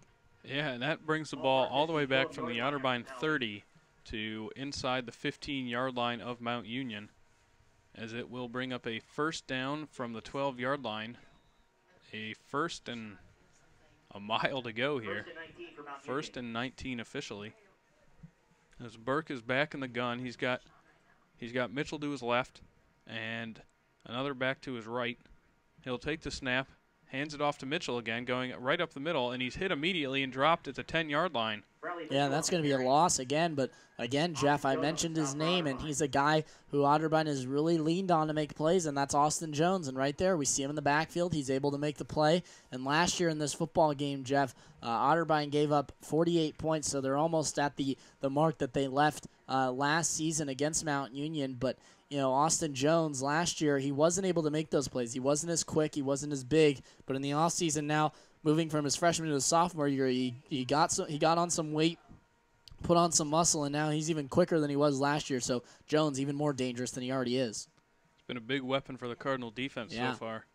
As Burke in the gun with Mitchell behind him, he'll take the snap, fakes it to Mitchell, fakes a little screen out in the flat, and he's going to throw deep down the far sideline, but it goes out of bounds. His intended target that time was Luke Meacham. Yeah, and that was a good coverage by Otterbein as all around. You have Will Brett was on the far side, the outside linebacker. He was able to get Bradley Mitchell in the backfield. If Burke had thrown that, and could have went for 6 on an interception because it looked like Will Brett was going to be able to make the pick. And then when they tried that double move with Luke Meacham on the far side, Josh Bishel stayed right with him. This pass coverage, every game, Jeff, is getting better and better for the Cardinals. Yeah, so far here in the second half, the defense has played fairly well, apart from that questionable roughing the passer call. Is now Burke is going to take the shotgun snap, and he's just going to run this one right up the middle. Bradley Mitchell is out blocking for him. He tries to stiff arm, and he's able to get out to about the 18-yard line, but still well short of a first down. Yeah, they're going to have to punt, but again, you know, Austin Jones is right there right there to make the tackle if Preston Pearson, the senior linebacker, who's also been so effective for Otterbein, didn't make the tackle. But Preston Pearson, another guy who Otterbein's going to miss next season when he graduates, but Preston Pearson's a guy that has really been able to step up and make huge plays at that linebacker spot. And really, that's been the spot for Otterbein that they've been so successful. That linebacking core has been consistent. You have some injuries in the defensive back position with Jordan Boniface, but that linebacking core has stayed consistent. And there's a wobbly punt out towards the 40-yard line. It's going to roll back, and it will go out of bounds at the 38. That one was nearly blocked that time by Otterbein. Yeah, and a little pushing and shoving that went on after the play with Tyler Cook, one of the junior defensive backs that plays on the special teams. Joshua Scott and him got into it after the play. And this position right here is how they took advantage in the first quarter, Otterbein. When they got the ball to start at the Mount Union 25, they now have it at the Mount Union 38 to start this drive. So you got to think they've got to come away with points here on this drive. Yeah, you nailed it on the head, Jeff. With 5:17 to go in the third quarter, Otterbein just needs some points. They need to just put up some points on the board. And you know, even if this game does get out of hand at one point, Otterbein has still played pretty well defensively. The offense just hasn't been able to get going. Brick Davis fakes a screen. He's going to go deep down the middle of the field, And that's just a great play. That was a great play that was made by Alex Kochev in the near the end zone. He was looking for Cole Benner downfield, but right there, a great double move play that they put in. We've seen this play a couple of times this season, and Brick Davis made a nice throw. That's just a great play by Alex Kochev. Against any other team in the OAC, that's probably caught. Yeah, and it's unfortunate because that's one of the few times today that Davis has had enough time to throw it deep downfield, and it was just deflected there. And 4 down linemen we'll see this sometimes as Mount Union's putting a linebacker as a down lineman on the outside. And now Davis takes a shotgun snap and tries to throw it out in the flat, but over the head of his intended receiver. Yeah, and he wanted Ryan Toombs to keep going on that screen pass, but also Brick Davis shaking his head at himself. He's a little upset with the way he's throwing the ball today because last week against Baldwin Wallace in the first half, they struggled a bit. They struggled like this, couldn't really move the football, put up no points in the first half, come out, scored 20 unanswered points in the second half. This has been a football team that after that Heidelberg game where they gave up 24 points in the fourth quarter, Jeff, they have been a second half football team, and they've played well enough to stay in games in the first half, and then they will blow teams teams out in the second half. So we'll see if this offense starts to step up here in the second half. But Mountain Union bringing some pressure now. Yeah, and on 3rd and long, Brick Davis is going to roll out to his right, throw back across his body to the left, and that was well overthrown for Ryan Toombs, and it was almost intercepted. Yeah, and we're going to have to see another punt here from Otterbein. But there's going to be at some point where Otterbeins going to have to go for it, and it looks like it's going to be right now. Yeah, the coaching staff is going to wave the punting unit off the field. And, I mean, you got a 4th and 10 now, and it's unfortunate because you started at the 38, and now 3 plays later you're still at the 38. And if they could have picked up any kind of yardage, this would have been a more manageable 4th down situation. Yeah, and they're going to have to hurry up here. There's only 12 seconds on the play clock, and now under 10. So we'll see if they even get this play off. Coach Doubt might call a timeout just to talk this over. Well, he's going to go for it here. 2 seconds on the clock. Davis takes the snap. He's rolling out to his right, throwing over the middle. That might be pass interference. It is, yeah. That's going to be pass interference. Yeah, Laird was the one that could have made the catch, and right behind him was number 26, Nick Rodriguez. And, I mean, he was all over him before that ball got there. That was a clear pass interference call and a great call by the lines judge over on this near side. And I don't think he even need to interfere right there. No, I don't think he did either. He wasn't even at the sticks yet. That wouldn't have been a first down. He caught it at the 30. Yeah, he'd have been 2 yards short. And that's a huge break for the Cardinals as they'll get a first down, and it'll move the ball to about the 29-yard line. Yeah, if that's where the foul was, he'd have been a yard short of the first down. He'd have been a yard and maybe even 2 yards short, because I think he caught it at the 30. They gave him the forward progress because he got driven back after he dropped the ball, but that was definitely a good call by the referee.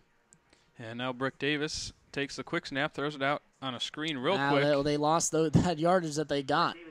Yeah, that Travis Laird was not able to go anywhere. The blocking out there did not hold up, and he was thrown down immediately for a 2-yard loss. Yeah, and it's going to be tough for Otterbein to run those screen passes. Ryan Toombs is a pretty big guy out there, and he's pretty tall for the Cardinals, and he stands at 6'1", 225. But these defensive backs for Mountain Union are just as big. They are very tall out there and also very strong. Now Davis throws here near side. It's going to be a completion, and then wrestled down almost immediately at the 36-yard line is Logan Stepp, and that's going to bring up a 3rd and about 7 or 8 here. Yeah, now almost in the red zone. Otterbein working their way downfield. 4 minutes on the clock, and Jeff, it doesn't look like Otterbein, barring any major comeback, is going to tie this up. But the way they played here in the second half, they might get some momentum going into their next 2 games. Yeah, and I think if they don't get it here, they might as well go for it again after they tried the last time. As now Brick Davis takes a snap, looks to pass, and he's pressured, and he's going to go down at the 35, and now that might change their mind. It's going to bring up a 4th and 15. Yeah, well, it was Mike Ferruda who was there to make the tackle, and Ferruda came off the edge, and Case Troyer, the freshman, has struggled blocking Ferruda, and as well as he's had to deal with alarms a decent amount today. So, it's been a tough day for Case Troyer on that right side, but obviously a lot of speed that's come from Mountain Union, but they're going to go here, Jeff, and this is a smart choice. Yeah. 4th and 15. They're gonna try and throw this up. Hopefully they can get something downfield. Yeah, they haven't been able to do that pretty much all game. We'll see if they go with a double move here, or if they'll go to Ryan Toombs. He's lined up in the slot right there on your screen at the bottom. As Davis takes the snap, there's late pressure coming. He's going to throw it over the middle, and he threw it well over the head of his receiver, Cole Benner. Yeah, and Benner, he wanted a call for pass interference because all over him was number 31, who has a pick 6 already today for Mountain Union. That's Alex Kochev. He was all over him in the middle of the field, and Benner wanted the pass interference call, but in fact it was not called, so it'll be 1st down and 10 for Mountain Union from the 35 with 2:45 to go. But, we talk about the Otterbein offense struggling, but the defense, Jeff, they've shut down Mountain Union here in the second half, and the starters are still in the game for the Purple Raiders. Yeah, as Burke is going to take the shotgun snap. He's looking to pass. Now he's just got all kinds of time. He's going to run it up the middle. He's out there towards midfield, and he will be dragged down at the 50-yard line for another Mount Union first down. And you see the burst of speed that Kevin Burke has. He knows when he can put on the jets and when he doesn't have to. Right there, he gets out of the pocket. He just scrambled a little bit, saw he had some running room, puts on the jets, and then make sure he gets down so he doesn't get hurt instead of, getting a big tackle or hit pretty hard in the open field. And now he's going to come out once again in the gun. Bradley Mitchell still behind him, and he's got his tight end over to his right behind the line of scrimmage. He's got two receivers to the bottom of the screen, one to the top. He'll take the ball. He'll hand it off to Bradley Mitchell, who cuts out. He's all the way outside now. He's got two blockers in front of him, cuts all the way to the corner. Ooh, tries to jump back, but is brought down just inside the 35. But it's good enough for another Mount Union first down. Yeah, it was a good shoestring tackle there by Austin Jones, and now we see an injured Cardinal down on the field, and that's number 36, Dustin Lieber. And Lieber, the junior defensive end that stands at 6'3", 220. But, right there, Lieber, the reason he's hurt is because a big block was put on him by Lane Clark, who was the pulling.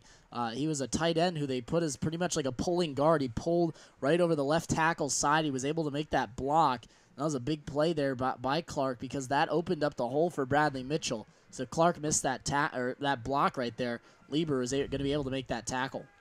And it looks like he's favoring his left ankle as the trainers are going to walk him over to the bench. Yeah, and Lieber's been a guy that's been able to come in for relief on the defensive end for Kyle Blues occasionally. But we're seeing, John Vincent, he's a guy that's really been able to step up on this defensive line. But Dalton Jarvis, he's been the main guy that they go to on that defensive line. Kyle Blues still not in the game right now. We'll see if he comes back in soon for Otterbein, but also Zach Hamilton not in as well. As Mount Union will have a 1st and 10 at the Otterbein 34. Burke in the gun. He's got Mitchell behind him. Tight end to his right. He's got two receivers to the top. He takes the snap, hands it off to Mitchell running left. Tries to make a move. Now there's going to be a hold there. It's going to go against number 56. That's Brooks Jenkins. He's going to get the call for the hold, but he was holding on this near side. It looked like number 39, Joey Felice, the sophomore linebacker, who's done a good job in relief when he's needed. And he was the one that made the tackle, but he came off a block. That's who exactly they're going to get the hold on. And he definitely did not do a very good job holding that time, Yeah. as they still lost 2 yards on the carry. Well, that play from the beginning, there was a hold in the backfield because in the backfield it was number 38, Miles Crawley, who's now coming out of the game for Will Brett, but he was the guy that originally got in the backfield, and he looked like he might have been held too, so the referee had two options of making a call there. They're going to bring up a 1st down and 20. There's the snap. They try a quick screen out to the right. And Therese Scott has plenty of room. Scott is going to make his way all the way back up to the original line of scrimmage and maybe an extra yard. And that was a pickup of about 11 on the 1st down play. Yeah, it was a good play that came from Mount Union, as they really have been able to have everything go their way with those screen passes. And it seems like Otterbein is trying to mimic almost the offense of Mount Union, but they've just been unsuccessful as they don't have the same personnel. Yeah, Therese Scott now, he's over 80 yards. He's close to 90. He's at 89 yards receiving on 5 receptions.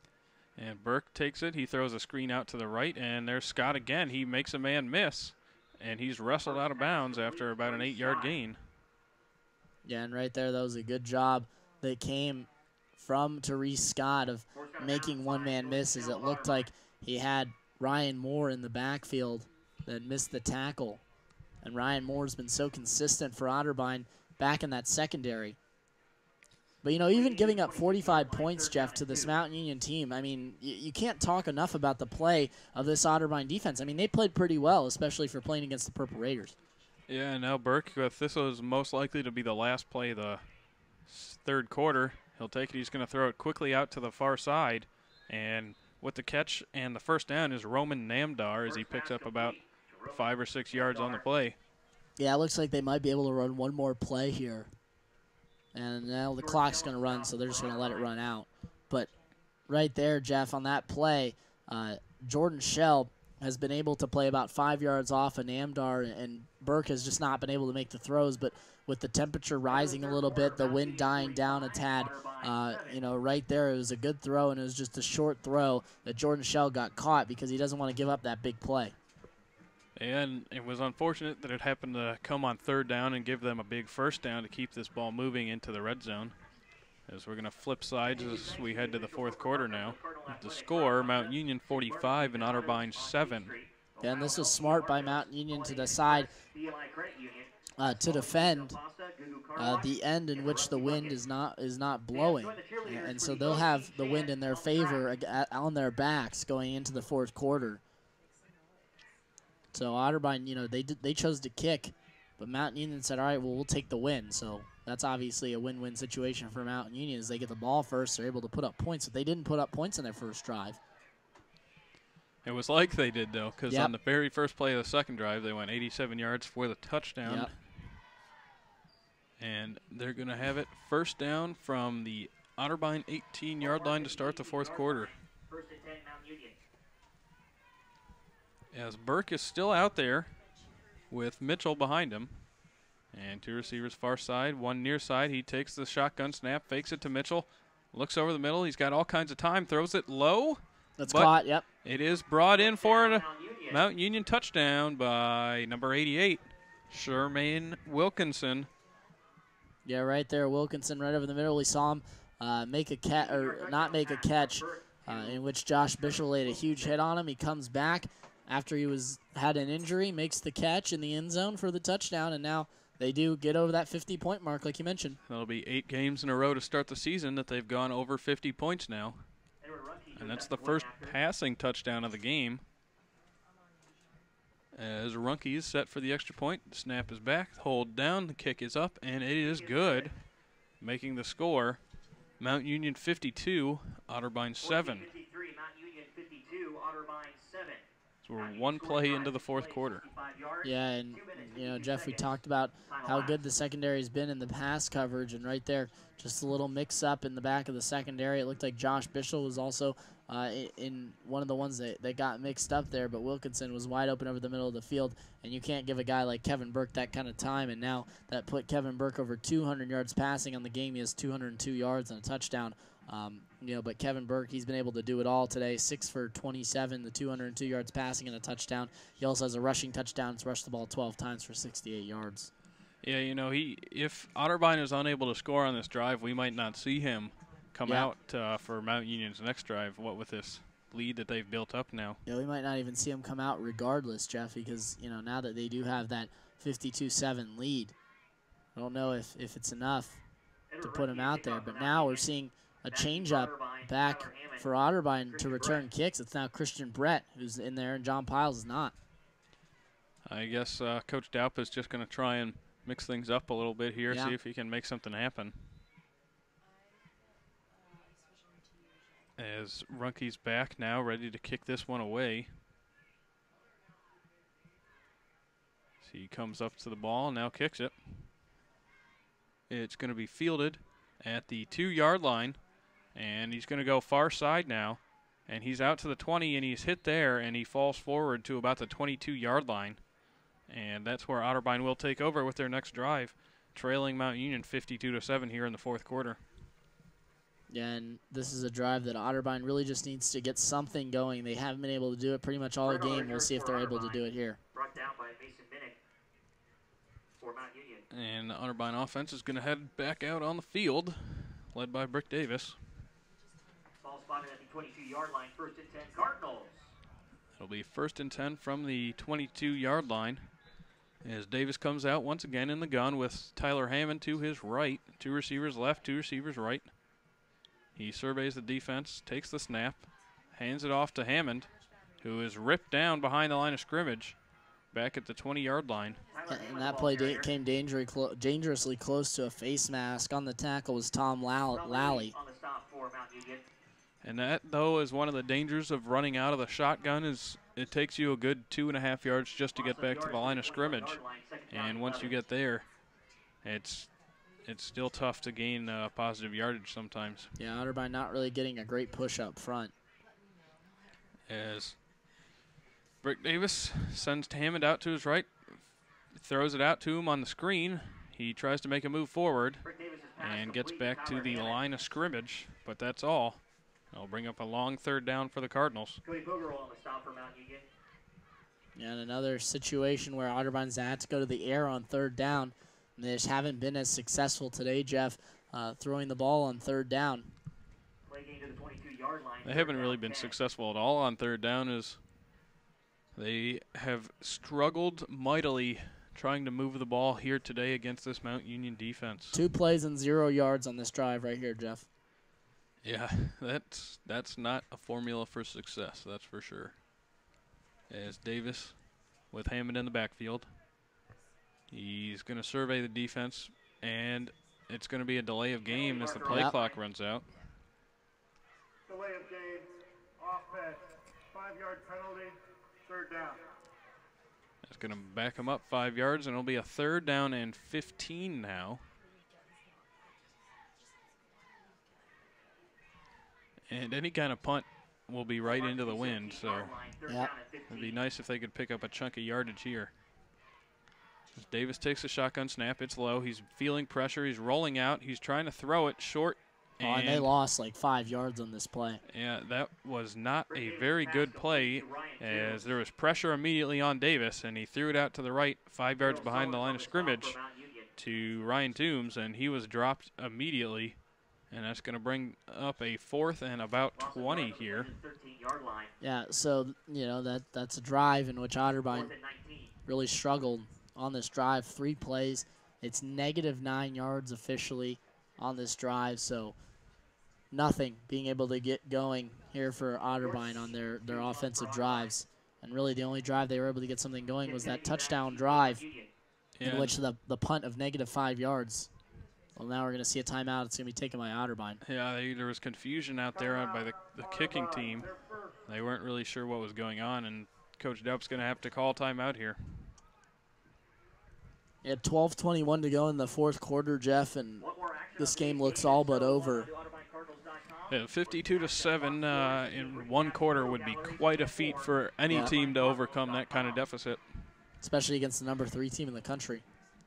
That is for sure.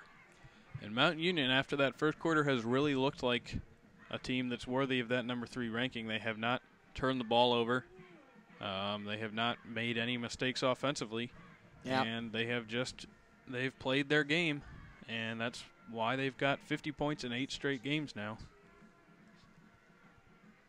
Their last loss, of course, coming in last year's NCAA championship against Wisconsin Whitewater, where they were thoroughly beaten. I believe the score was 52-14 in that game. So they'll be hoping to get back there and once again face their foes from Wisconsin. Yeah, well, they still have a tough game against John Carroll, who right now is 6th in the country in conference. So, you know, maybe this is the year that Mountain doesn't win the conference. And the snap is back. The punt is away. It's a low line drive, where it'll be fair caught with some difficulty at about the 37-yard line of Otterbein. Yeah, Tim Kennedy was the guy who right there looked like he struggled with it in the wind, but nonetheless he makes the catch.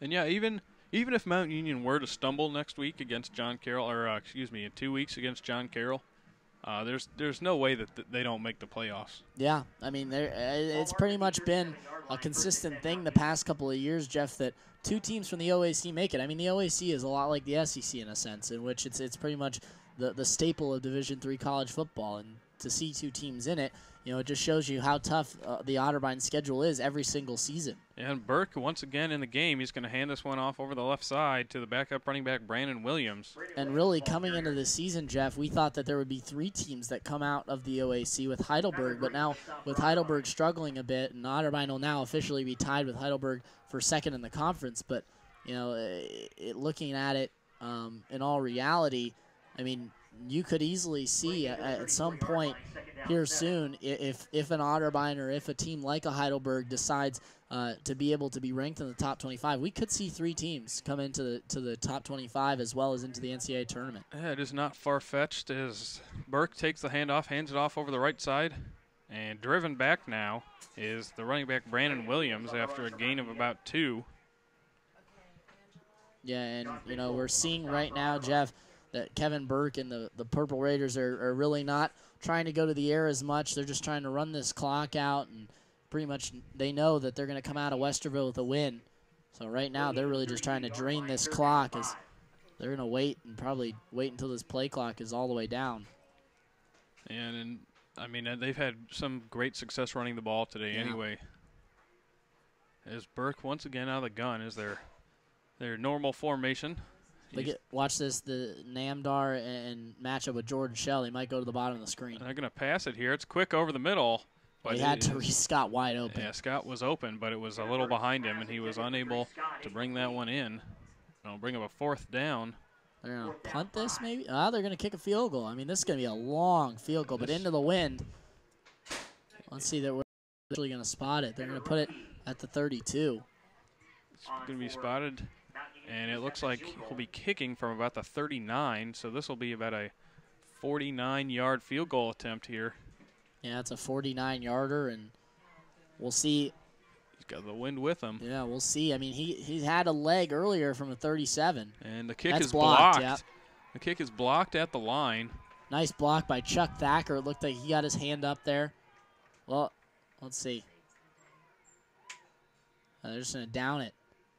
They downed it at the 1-yard line because that ball didn't roll into the end zone. Oh, wow. Are they going to? No, they're going to spot it. They're going to bring it back, yeah. That would have been really unfortunate for Otterbein. Yeah. They block a field goal, the first really exciting thing all day, and they have it spotted at the 1-yard line. It would just be heartbreaking. But they'll get it from where it was originally positioned at the 32. Yeah, and right there, I mean, that field goal, I don't think Mount Union was thinking that, oh, this is going to be, this is going to be a good field goal. I think they just didn't feel that up 52-7 they should go for it. I mean that's probably a classy move there by the Purple Raiders. Yeah, and a punt was most likely to go in the end zone, so that's especially with the wind the way it is. 12 yards with an offense that's struggling is now Brick Davis back out on the field. Or well, no, it's that's actually Kevin Green, yeah. Yeah, that's a backup Kevin Green handing it off to Drew Irvin over the right side. And he's back to the line of scrimmage. And this might be smart here, just kind of shaking it up and really changing some things for Otterbein and hoping that Kevin Green can get something going, and also just making sure that Brick Davis, it doesn't get injured here in this football game, because last year against Mountain Union, this was about the time that Brick Davis came into the game for Ben Sizemore and then injured his foot. So this is probably a smart decision by head coach Tim Dowd. Yeah, and you got to get Green some experience somewhere. Yeah. Well, again, Kevin Green probably lined up to be the starter next year. He's only a junior, so. Yep. As he'll take the snap, he's going to hand it off to Irvin, who breaks through initially and only gets out to about the 35. We'll bring up another 3rd down and 7 for the Cardinals. Yeah, and he showed Darrell Sullins there, the Beechwood grad. He showed him, what power is all about there, as he just kind of ran right through him.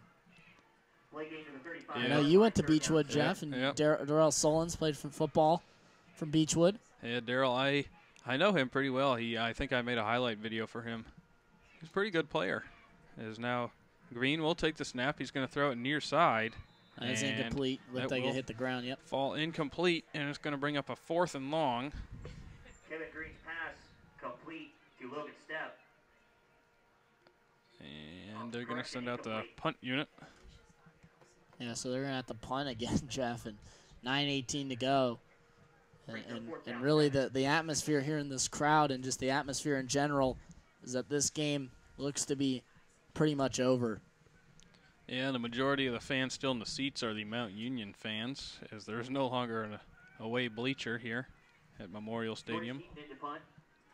As Keaton will take the snap, and he rolls out to his right and kicks it out near midfield, where it is fair caught at the Mount Union 49-yard line. Yeah, and Tim Kennedy right there, I think he was a little – I don't think he liked catching that ball in front of everybody right there. A fair catch that was probably the most difficult one he's had to make all day. Yeah, there was there was a bunch of Mount Union players, a bunch of Otterbein players. Yeah. It could have been messy. As Mount Union will once again take over, and it looks like they will bring in a backup quarterback this time.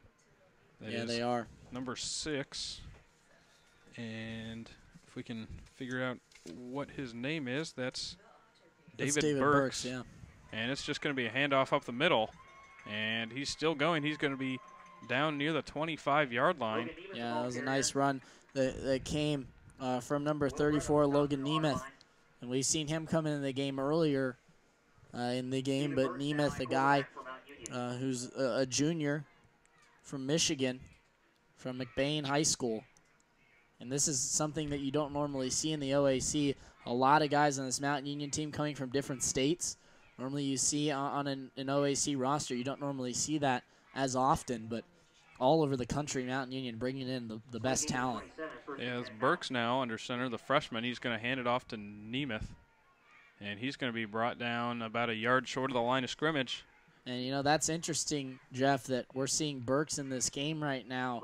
And you know, because, in fact, he isn't listed as the backup on the roster.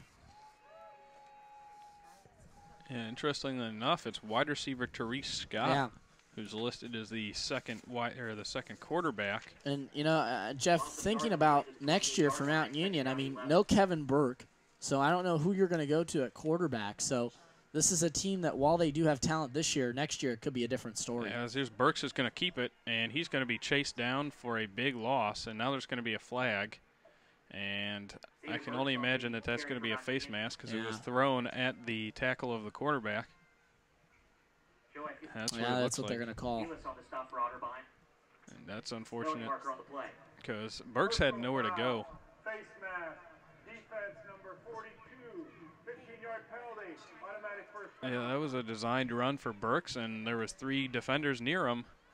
It's going to be on Nick Toledo. That's going to be a face mask with 7:52 here in the fourth quarter. Yeah, that really bails him out because he had nowhere to go with that football. Yeah. And he, you know, even if he looked like he was running that read option that we saw Kevin Burke be so effective with. But right there, he probably should have gave it off to Nemeth. But we'll see if they go to the air with Burks. I don't think they will. Yeah, I can't imagine that they'd have him throw it. Especially with they want the clock to move. Yeah, he's going to hand it off to Nemeth, who's going to try and cut back. He breaks a tackle, and he's going to go. He's gone, yep. He dives. Stays at the 1. He dives, and he's out of bounds. They're going to say he went out at the 2. This is not a good sight right here with Tyler Green being down here on the field. And that was a good effort defensively by Bischel, who was able to chase him down. We thought that Nemeth was going to take that one into the end zone, but he was chased out by Bischel at the 2-yard line. Yeah, so now Otterbein bringing in their big package here for the goal line stand as entering the game for the Cardinals. It's going to be Alex Scotton, the freshman. Haven't seen much of him, but with Tyler Green out, they want a big body in there, and Scotton's the guy that they want to go to. Yeah, and I mean, now at the 2, there's really no doubt that Mount Union's just going to try and power it into the end zone. And we haven't seen Kyle Blust in a while, Jeff, so don't know if he's injured or don't know if just Coach Daub isn't going into him right now, but Kyle Blust not in this football game, just kind of standing on the sideline.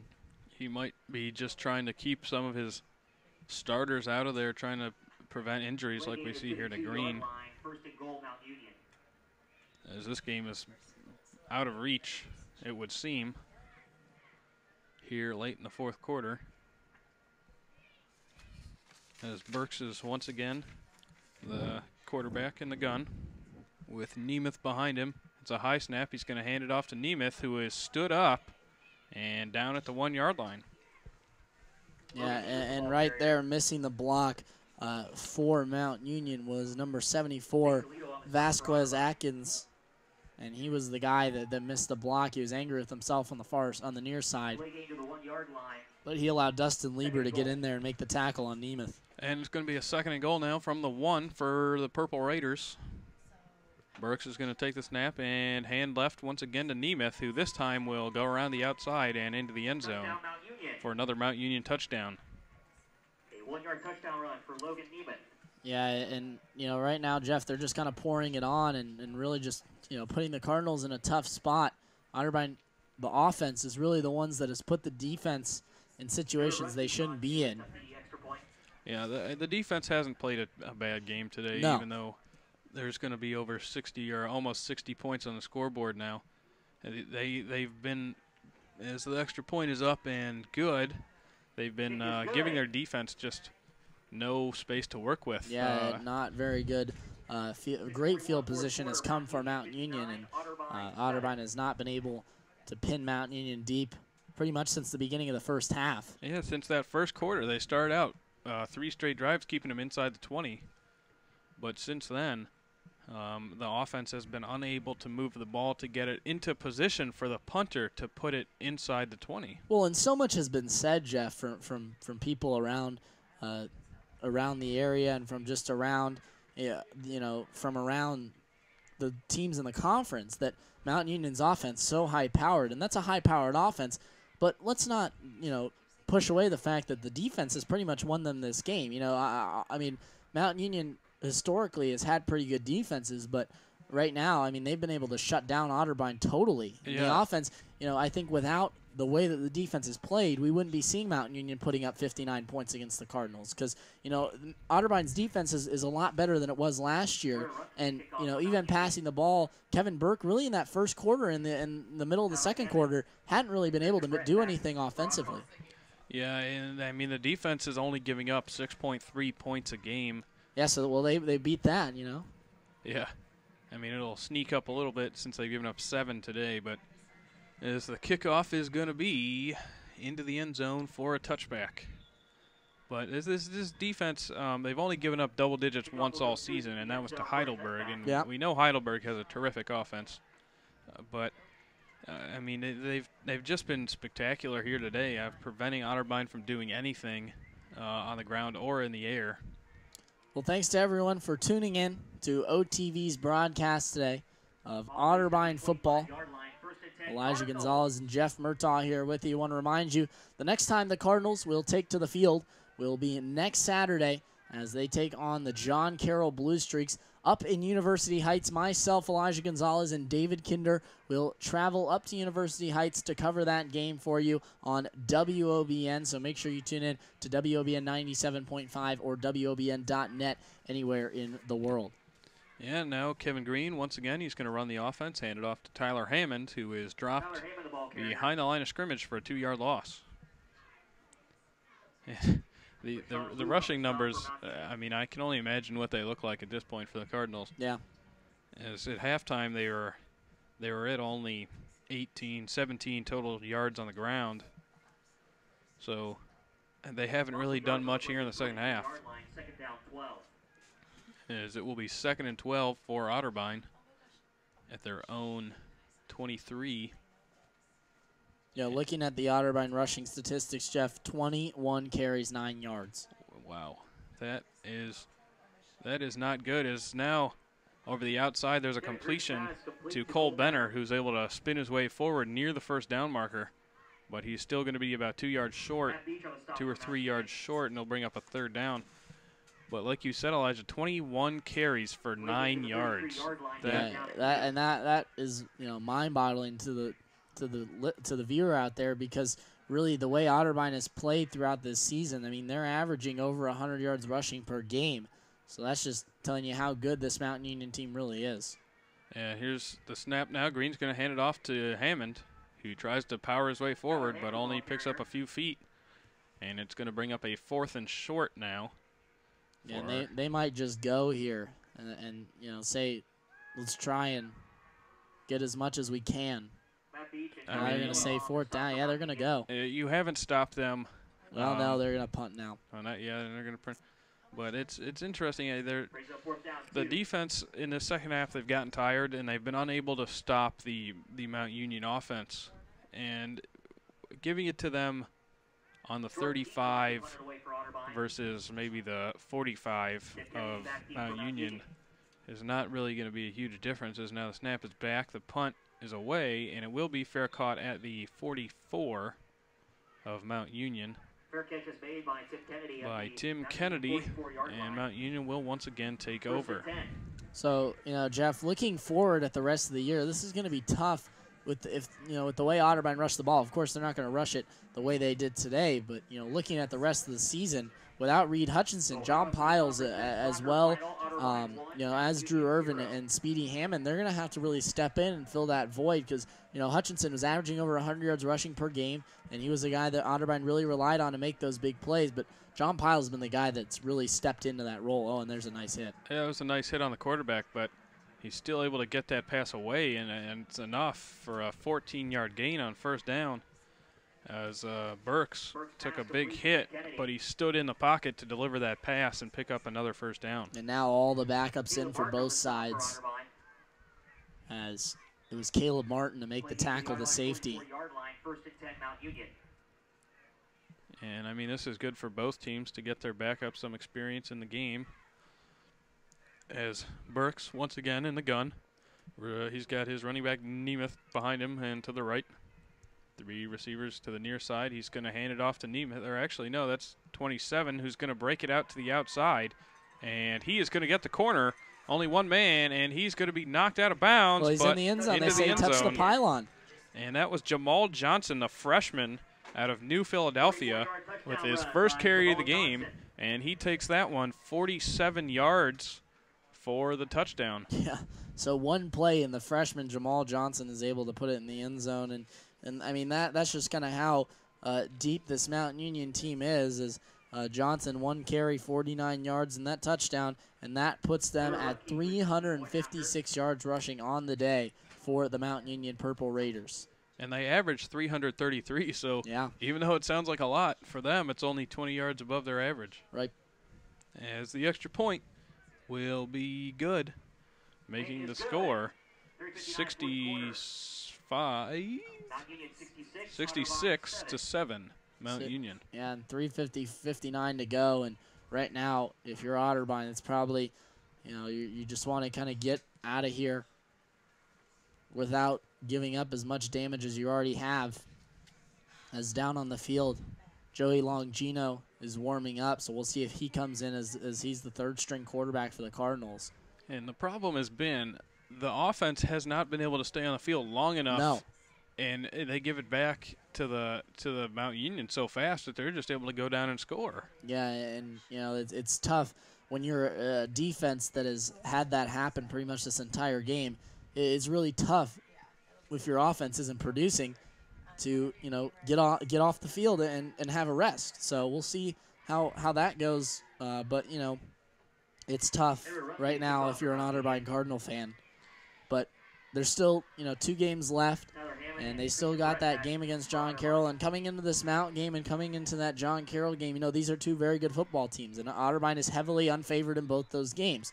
But then you have Ohio Northern to finish out the year, and even if they do finish out 6-4 and they don't get the win next week against number 6 John Carroll, but they do get the win against Ohio Northern, 6-4 already with the season that they had and they were predicted.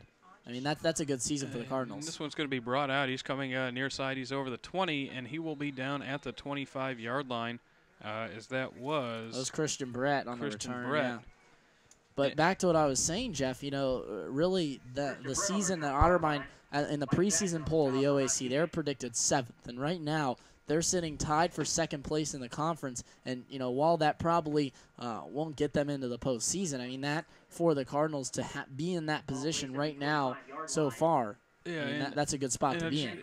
If you lose this game today, which is going to happen, and then you say you lose next week to John Carroll, and you're going to come out hard, and you got to want to win that last game against Ohio Northern because it's the difference between 6-4 and 5-5. And every team wants to finish with a winning record. That's for sure.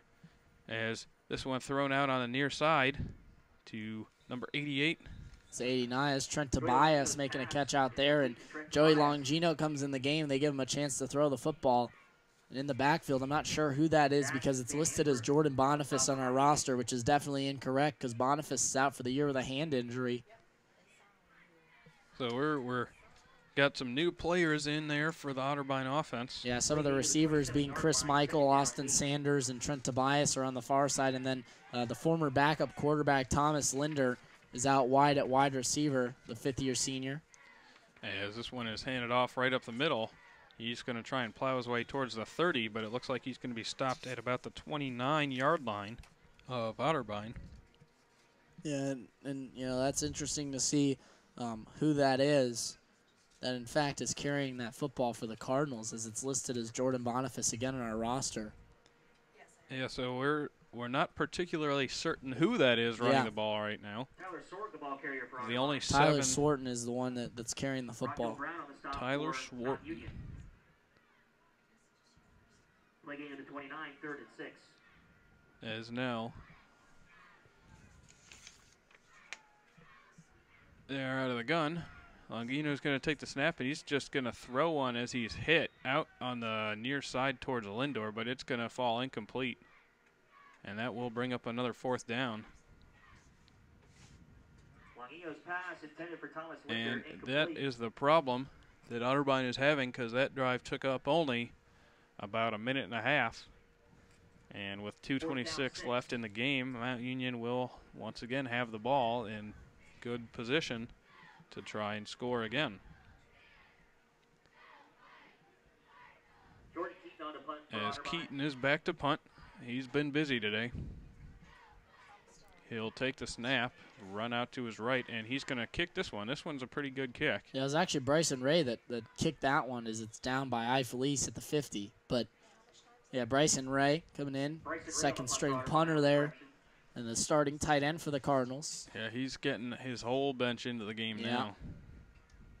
He's sending out the second string defense as well now, as also into the game for the Cardinals. P.J. Spiegel also into the game for the Cardinals at linebacker. He's a new addition, as you know. You have Steele Gomer, who's also into the game. And it looks like They're just going to sit on this and put it in the victory formation here. Yeah, Mount Union will just come out to take a knee. As there's the knee, the first of a few by Burks. David Burks will kneel down for Mount Union. So, Jeff, you know, with this loss that's coming for Otterbein here, you know, this is one that really was a game that the score doesn't reflect the way that the defense played, because that defense, you know, they played a very hard-fought game, and it just was the fact that the offense just could not get anything going here today. Yeah, they were on the field the majority of the game, and they put up a good fight in the first quarter, and in that third quarter they played fairly well as well, but they just got tired and were on the field for the vast majority of the game. And with such a good offense out there, they were just bound to get worn down, and that's what happened. Well, a reminder that you can catch the Otterbein women's soccer match here later this evening on WOBN.net and WOBN 97.5. The wild card, Jeff Murtaugh and Jacob Barker will have the call of that match. The Otterbein Cardinals looking to go undefeated in OAC play in the regular season. They've already clinched the #1 spot for the OAC tournament, so we'll hope that the Otterbein women's soccer team can get the win on senior night. Some of the seniors out on the field for the Cardinals will be honored as Burks takes the knee again, but make sure you tune in for that as well. Again, you can tune in at WOBN.net. If you want to check out the full winter broadcast schedule for WOBN, you can check that out online, as the full winter basketball broadcast schedule is up and ready. We will get you an Otterbein TV sports broadcast schedule for the winter, as now both teams are going to head out to shake hands, as that's going to do it. So the clock is going. They might have to take one more knee, or they're just going to say that's it. So the referees will just let this one go, as the Otterbein Cardinals fall to the Mount Union Purple Raiders 66-7 here from Memorial Stadium. And Jeff, a game that we talked about Otterbein coming in obviously heavily unfavored in this matchup, Mount Union being the team that was favored. But again, the Otterbein Cardinals fought as hard as they could. Just in the end, too much firepower from the Purple Raiders. Yeah, I mean, and it was a game early on. After Otterbein got a stop on the first possession of the game, they turned it over on their own 3-and-out, and then the big touchdown run by Mount Union, followed immediately by a touchdown from Otterbein and Brick Davis, and it was 7-7 heading into the second quarter. And at that point, it was a game, and Otterbein's defense was holding up, and the offense was not looking as bad as they turned out to end up looking all the way in the end. But I mean, it was somewhat expected Mount Union to come in and steamroll the Cardinals, but it didn't start out that way. They definitely put up a fight at the beginning of the game. And looking at some of these statistics, Jeff, for the Mount Union Purple Raiders, starting with the Purple Raiders, Kevin Burke was 16 of 28. He had 202 yards and 1 touchdown. So Kevin Burke was the one of, and then of course David Burks came in and threw 1 pass, but Kevin Burke 202 yards and a touchdown for Mr. Burke. And then looking at some of the rushing statistics, Bradley Mitchell had 16 carries, 180 yards, 4 touchdowns on the ground. If you had to give a player of the game, you'd probably give it to Bradley Mitchell. And then Kevin Burke, the quarterback, obviously we mentioned how he's a dual threat guy, 12 carries, 68 yards, and a touchdown for Burke. And then Logan Nemeth along with Jamal Johnson adding touchdowns as well for the Mountain Union Purple Raiders. Total for the Purple Raiders today, 48 carries, 351 yards for the Purple Raiders. Looking at the receiving statistics, Therese Scott was the one who led the way for the Purple Raiders with 7 receptions for 107 yards. No touchdowns for Scott, however, but it's Wilkinson. It was Sherman Wilkinson who had 2 catches for 36 yards. He was the only receiver with a touchdown in this football game. And Roman Namdar had 3 receptions for 25 yards. Jordan Shell did a great job on him, but receiving the ball for the Mountain Union Purple Raiders, it was 214 yards receiving. Brick Davis, he was 12 of 25 with 1 interception, only 51 yards passing for Davis. He was the starting quarterback in this game. However, Kevin Green came in, had 10 yards passing. Joey Longino came in and had 1 yard passing, which added to the total of 63 yards of total passing offense for the Cardinals. Looking at the final rushing statistics for Otterbein, it was John Piles, 5 carries for 7 yards. That's the highest of any running back in this football game for Otterbein. Tyler Hammond, he had 7 carries for 4 yards. Tyler Sorg had 1 carry for 2 yards, and that was and then Drew Irvin had 3 carries for 1 yard, but after that it was all negative yardage for the Cardinals, and they had 23 carries, only 11 yards on the day for the Otterbein Cardinals. Receiving, it was Travis Laird, 3 catches for 16 yards. Logan Stepp had 3 catches for 16 yards as well. Cole Benner led the way in receiving with 2 catches for 19 yards, and Drew Irvin, Trent Tobias, Tyler Hammond, as well as Ryan Toombs also had catches in this game. Toombs had 3 catches for 5 yards, which added to the total of 63 yards receiving for the Otterbein Cardinals. So, Jeff, after going through those statistics and looking at this game, obviously looks like a lopsided game, but, you know, really it was a tough game for Otterbein all around. But the defense, you know, they did give up the 65 points, but then again, really the defense played as well as they could. Yeah, you know, the most surprising stats to me were that Otterbein has 23 carries for 11 yards rushing total, where they'd been averaging almost 200 yards a game on the ground. And then Mount Union goes out and has 4 different players score rushing touchdowns. To me, that is just a very balanced team. The fact that they're able to have 4 different guys go out there and carry the ball, find their way into the end zone. And, I mean, that's just the difference between these teams right now is that impressive offense versus a tired Otterbein defense. And, again, the final score here from Westerville, the Otterbein Cardinals fall to the Mount Union Purple Raiders by a score of 66-7, a tough day for the Otterbein Cardinals. And looking at some other final scores around the OAC, the Ohio Northern Polar Bears, they squeak by the Marietta Pioneers 23-14. So Marietta made a comeback in that game and almost came away with the victory against the Polar Bears. Heidelberg defeated Wilmington 53-10 in Wilmington. So Wilmington still looking for that all-elusive first win of the season. John Carroll defeated Muskingum 62-14, so that is who the Otterbein Cardinals will have to take on next week as they will travel up to University Heights to take on the Blue Streaks. But again, the Blue Streaks all over the Fightin' Muskies 62-14. Again, our game here 66-7 was the final. The Mountain Union Purple Raiders defeat the Otterbein Cardinals, and down the road in Bexley, the Baldwin Wallace Yellow Jackets, who struggled to score against the Otterbein Cardinals, they are all over the Capital Crusaders of 48-14 in that football game. So that game's still going on. That is the only one that has not gone final. That game is in the 4th quarter with 11 minutes to go. And then, again, because the WOBN.net will be covering the women's soccer matchup, looking at some of the other women's soccer games that will be going on tonight, Heidelberg will be at Wilmington. John Carroll will be at Muskingum. And then, of course, the game here that you can catch on WOBN.net. The Otterbein Cardinals will take on the Mountain Union Purple Raiders here from Westerville. It'll be a chilly evening, so make sure you tune into that matchup. If you don't want to head out and support the team, make sure you support them on senior night. Well, that's going to do it for us here from Memorial Stadium. Once again, the final score, 66-7. The Mountain Union Purple Raiders defeat the Otterbein Cardinals. And make sure you tune in to WOBN next week as David Kinder, myself, Elijah Gonzalez will travel up to University Heights as the Otterbein Cardinals will travel up there to take on the John Carroll Blue Streaks. Well, for the man to my right, Jeff Murtaugh, we'll see you next time on Otterbein TV.